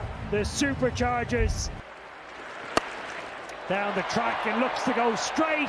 Is it straight enough? Yes, it is! Goes all the way for 6. Absolute jubilation for the Northern Superchargers. Runners-up in 2023, champions in 2025. Oh yeah, pretty good feeling. I don't know, kind of lost for words a little bit, but yeah, it's such a special group. We've loved our time together, and I think we showed it out there, lots of smiles on the face, and yeah, nice to finish off with a win, and yeah, feels like we deserve it. Super special, honestly. Yeah, probably one of the best teams I've played with in terms of the enjoyment we have on and off the field. So yeah, it's nice that we kind of had the success to yeah, come with that. Probably the happiest I felt on a cricket field. That was amazing. Holly Armitage will now go and join her Northern Superchargers teammates. They've already picked up their medals from double European football champion and Lioness legend Hannah Hampton. The captain's on the way to lift up the trophy as we say congratulations, Northern Superchargers!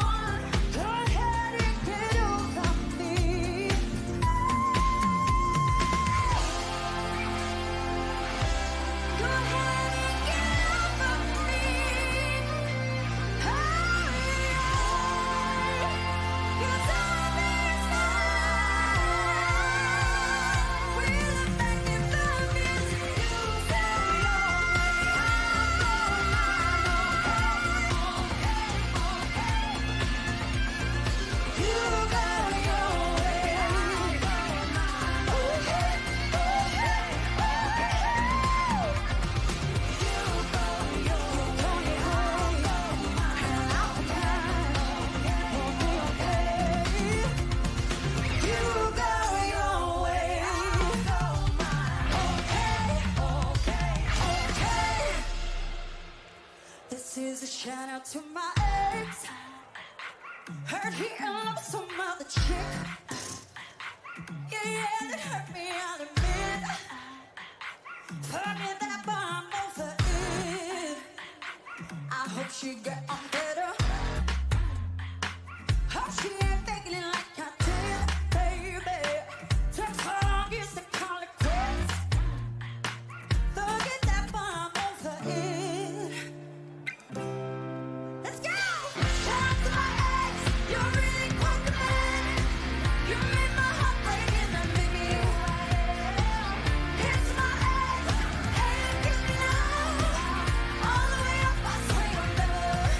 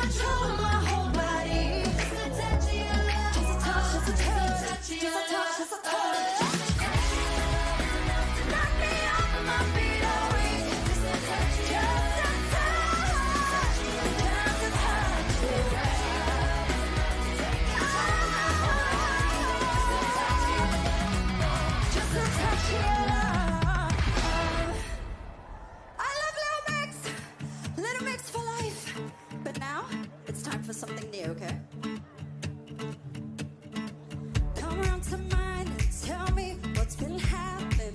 You say it's him, that's not very surprising. Your eyes are red, Lord's Cricket Ground. been crying. You say you're fine, but you're lying. Let him explain the same thing. It's time for something new. Running out of words to say. Falling like girl, falling for potential, but he can't do the basics, and that's just essential. He'll buy you flowers, but he won't call you back. Tell you really, and look at it, it's so kind of good.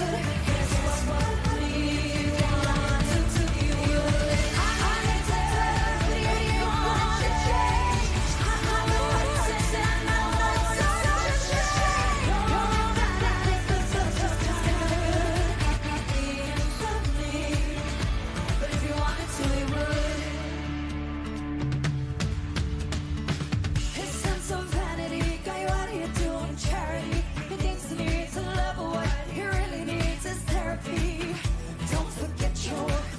He'll never put you first. I wanna see you with the love that you deserve. Same thing, different day.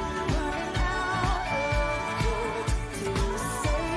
They've all been like girl, falling for potential. They can't do the basics, but that's just essential. He'll buy you flowers, but he won't call you back. Ruin your life and then tell you relax. And look, I get it if the touch is kinda good, but guess what, honey, if you wanted to, he would. I hate to tell you, but he ain't gonna change. I know it hurts and I know it's such a shame. You're only blinded 'cause the touch is kinda good, not being funny. But if you wanted to, you would. If you wanted to, you would.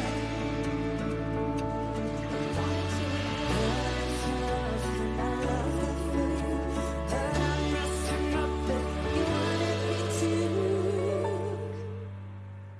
He'll buy you flowers, but he won't call you back. Ruin your life and then tell you relax. And look, I get it, the touch is kinda good, but guess what, honey? If you wanted to, you would. But he won't call you back. And then tell you relax. And look, I get it, if the touch is kinda good. Guess what, honey? If you wanted to, he would. Gonna change, gonna change. I know it's such a shame. Not being funny. If you wanted to, you would. Thank you, Lord. Please sing this next one with me. Forget about us. I heard you fell off somebody new. I know you heard that I found someone too. So you blew up and I'm proud of you. But I don't hear those songs no more. Yeah, do you remember where we fell in? Like air in the pros with just one glance then. Heaven and nothing that feels like hell. Well, here's the truth of it. I don't want you ever to forget about us. In the front seat, singing the songs that I made you think about me. I stole from your hoodie, I stole from your bed. I never give it back. I don't want you ever to forget about us. Forget about us. I've found more love since you for sure. And I wanna go back to where we were before.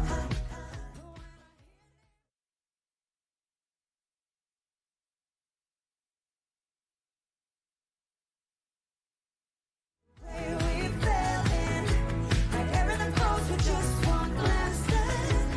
Heaven and nothing that feels like hell. Well, here's the truth of it. I don't want you ever to forget about us. In the front seat, singing the songs that I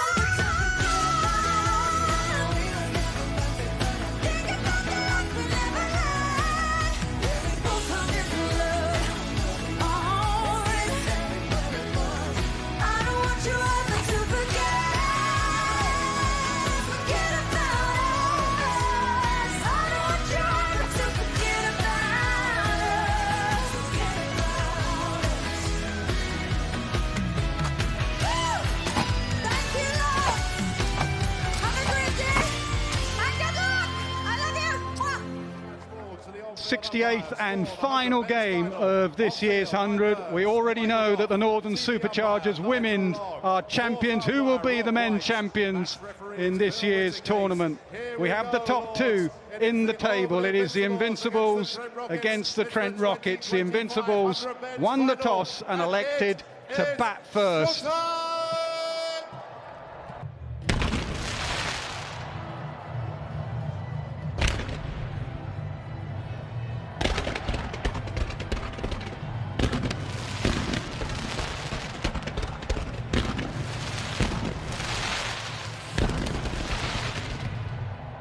Fireworks done, talking done, time for the action to begin.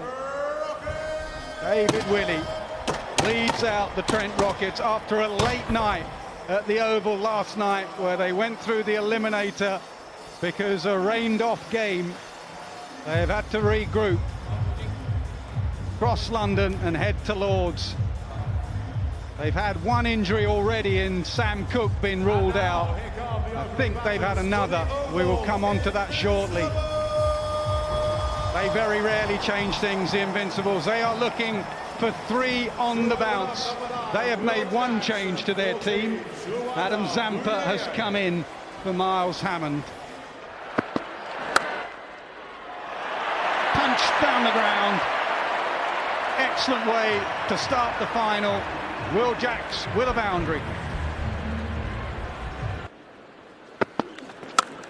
Down the pitch, belted, smashed the ball. Sign, it's a good pitch, Nas. You can dance down with your third ball and swing, but onto the middle of Moyeye's bat.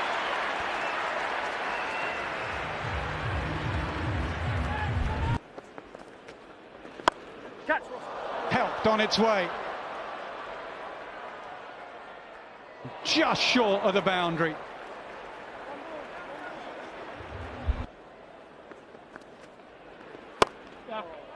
Up and over the offside. Again, not timed, but got plenty of it.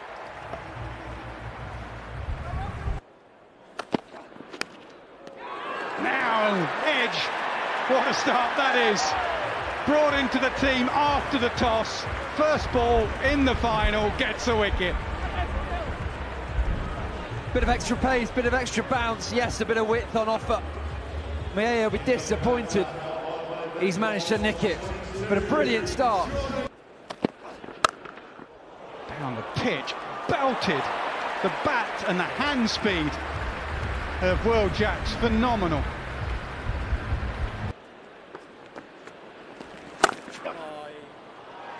Hit so hard. Placed nicely too, but the power is extraordinary with these two at the crease. Hammered. Such a powerful striker of the ball. Yeah, he really is. You can understand why England like him so much. And the free hit has been hooked and hoiked into the leg side and away for 4. But it was a brave delivery to bowl, this short ball. Reverse and hit beautifully. Evades the man at backward point, away for 4, 83 for 1 from 50 balls oval.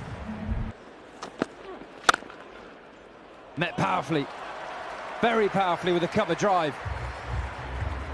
Oh, he's played that shot a few times today, and every time he has middled it. Full toss. Has Jacks found the gap? Yes, he has. That's the boundary I was talking about. Ben Sanderson bowling a slower one, the back of the hand, but not landing it.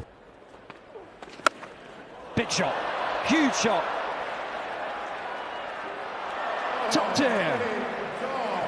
And this is exactly why they prefer George Linder bowling. He's got the height to work with, the bounce. Powerfully struck again. Is it in the gap? Doesn't matter about a gap, it's in the crowd. Momentum with Oval Invincibles here. Yeah! Good bit of bowling, really good bit of bowling. Has he nicked? He has. Slightly wider from Ahmed. Cox went for the cut shot and got a fine edge.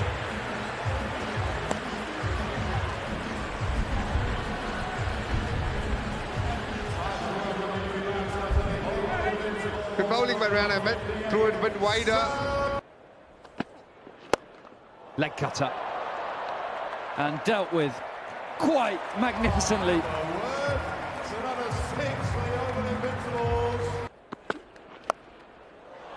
Flicked away. Timed beautifully by Jax.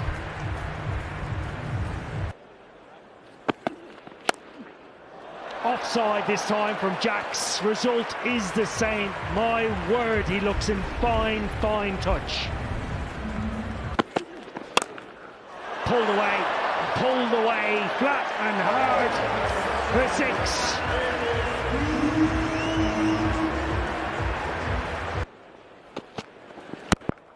No, into the wicket, opportunity in the deep, taken. Slower balls bowled into the surface. First one deceived Sam Curran. Jax was expecting that, but no pace on the ball. Well, flicked all the way from 6. He has a huge amount of power to work with. And he's off in the final. Oh, that is just a flick from Sam Curran. Goes all the way into the grandstand. His form in this tournament continues. Well, almost identical. And taken. Catch it behind him, but stay in the ground. Watch him just turn his angle around. Well, he'll stay down there, I think. Brilliant. Again, right up in the hole from Ben Sanderson.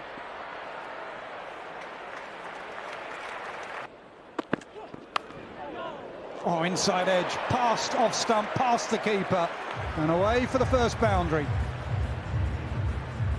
Yeah, a bit of luck for Tom Banton. He won't mind though, he's off the mark. That sounded sweet. It was sweet. First boundary streaky, second one right off the middle of the bat.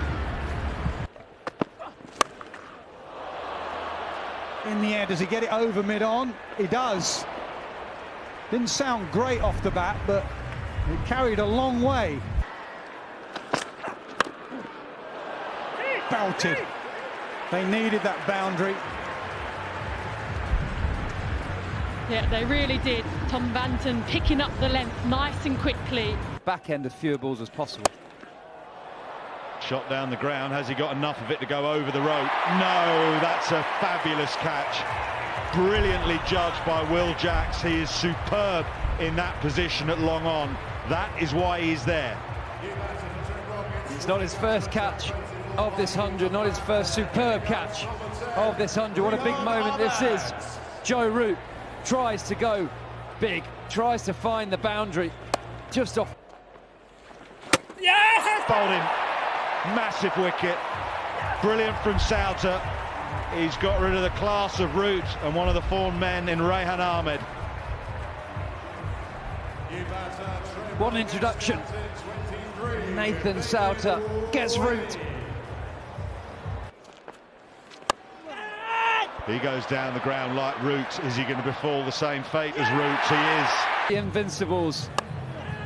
And for Nathan Souter, Root, Rehan Ahmed, Banton, all gone. Dragged down, smashed away leg side. That's gone all the way for 6. Plenty more of those needed for Rockets. The last 28 deliveries. Stoinis looks to go big. A misfield takes them to their second boundary in 29 balls. Good evening, Dinesh Karthik. Crunched by David Willey. He will find the boundary yet again down towards Will Jax. That could be the change of momentum for Willey. Well, right in the slot from Zampa, and David Willey obliges straight down the ground for a maximum. Not good bowling from Adam Zampa. Or slower and wider across him. Slower and wider across. Billings thinks he has his man. Just holds it up. All the experience coming to the fore. Extra bit of balance. Good work from Billings. Fast hands. Knows immediately. Yeah, straight away. Play me through, play me through, play me through, play me through. Yep, I've made my decision for the big screen.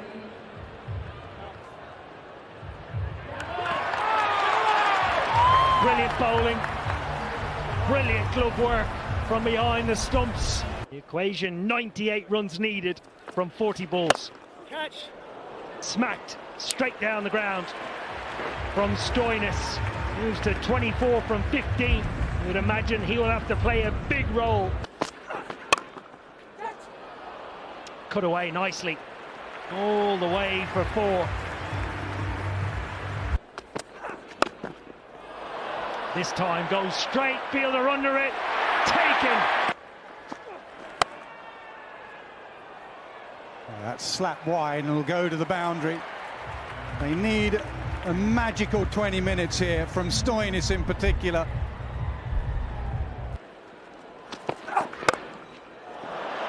It's gone a long way up and I think it's going to make it all the way. It does. He's a powerful striker, Ross Whiteley. That's belted. That is belted. They need some sixes. They have 2 in 3 deliveries. Short, wide, 6 more. Slapped over point. They needed a good 5. They have a good 5. 15 balls left. 48 needed.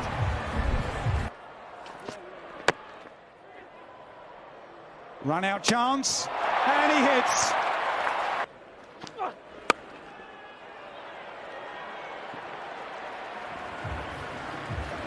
$50 for Stoinis.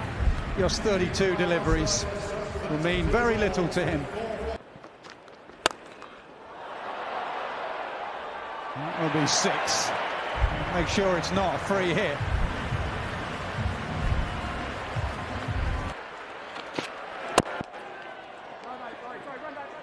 Direct hit, misses, doesn't matter. Club leg side all the way. Sure, who you're giving your player of the match to. Will Jacks with the bat. Excellent catch. Sauter with the ball. Is it out? It's given out. I'm not sure there's a point of a review. It is 3 in a row for the Oval Invincibles. 23-24 and 20-25. 100 champions. Just more the, I guess, the emotion coming to Lords for the 3rd time and to actually do it is pretty special. And yeah, just a great bunch of guys, coaches. It's been a similar for 5 years, which is really special. And yeah, to do it 3 years in a row is awesome. I just think it's the belief and trust in each other and that kind of consistency in the way we play. I think we haven't really changed the way we have done anything all year. And I guess it's just, yeah, I think we had a formula that worked. And yeah, I think we had that confidence to come back to Lords to another final and win it, which was nice. It's always nice to contribute to a team that you love playing for. And yeah, I think there's only one goal this year is try and win the trophy again, and we've done that. So really pleased, and yeah, just a lot of my close mates, and yeah, pretty emotional. It feels amazing. It's just almost relief, to be honest. We dominated throughout, really. Obviously lost 2 games, but some of the games we won, we absolutely smashed teams. Batters have been on fire, and I just hope they did it again today, and they did. Jaxie was phenomenal. Coxie all tournament, Sam all tournament. Yeah, it felt like a end of an era in a sort of sense, you know. Who knows what happens next year? We've kept together this core group of players for the last 5 years, and to back that up and go 3 on the bounce is pretty phenomenal. Well, I mean, we all have known each other for a long time, you know. It's one thing saying we've kept the core group together, but that's just at the Oval, you know. We've played with each other for 10 years at Surrey, you know, a lot of years as well with the other guys, and yeah, it's felt like a special feeling. It's easy to say when you're winning because, you know, in sport, winning brings everything together, and that's what we've done. 3 on the bounce. Sam Billings does it again. The Oval Invincibles do it again. Sam Billings will join his teammates to lift the trophy for the 3rd year running, the 2025 100 Men's Champions, the Oval Invincibles!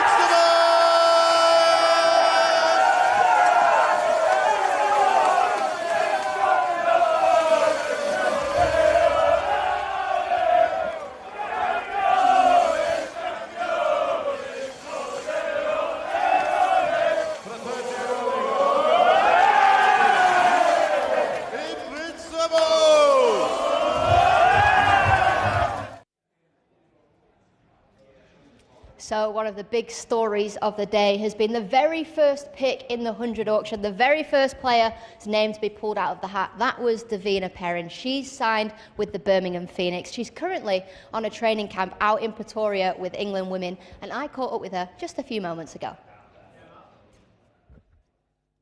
Well, I'm pleased to say we've got Davina Perrin alongside us. Dav, you must be really pleased with what's happened in the auction today. Yeah, of course. Pretty buzzing. I'm pretty glad to be like going back home in a sense, back at Edgbaston, you know, working with Ali again, great coach, and I've loved working with him for the Bears. So it'd be great to do that on a Phoenix shirt too. I was going to say that. So you started off at the Phoenix, then you went across to Leeds, now you're back at the Phoenix. It must be nice to know that they want you back home. Yeah, for sure. It will feel even nicer putting that shirt back on. Did you watch the auction live, or were you waiting for somebody to text you to see where you went? No, yeah, I watched it live. We weren't quite sure when it was like actually going to start. So a few of us were sat having a coffee. Actually, I had a milkshake and it was a rubbish milkshake. So I needed something to boost my mood. And yeah, we were sat there and obviously my name got called and was like, oh, wow, all right. Here we are. How did it feel? Because you were the youngest player to ever play in the 100. Then you've been the first player to be sold in the 100 auction. You're breaking all these barriers. You got 100 as the youngest player last year. How were the nerves when your name got pulled out first? I'd love to say it was like loads of like anxiousness and stuff, but I think more than anything, it's quite an exciting time. It's an exciting moment for the game, you know. So I think more than anything, like the heart was beating, I can assure you, but probably more out of excitement than anything. I reckon I kept it a bit cool for the girls though. You know, played the nonchalant card. Inside, you're texting all your family going, "Oh my god!" Yeah, phone's pinging. I'm like, oh. The 100's been a massive part of your career. You obviously started on a huge stage, playing in front of thousands of people. Now you're over in South Africa on England tour. Just how important has the 100 been for you, the progress of your career? I think it's been so important. I think it gives us domestic players like another platform, another opportunity to showcase our skills on like a bigger stage. Like I reckon the gap between, you know, our blast games, where, you know, if the game's on it in the middle of the day, we're not getting too many bums on seats to like going to a 100 match and there's people who like know your name and there's like so many people around and there's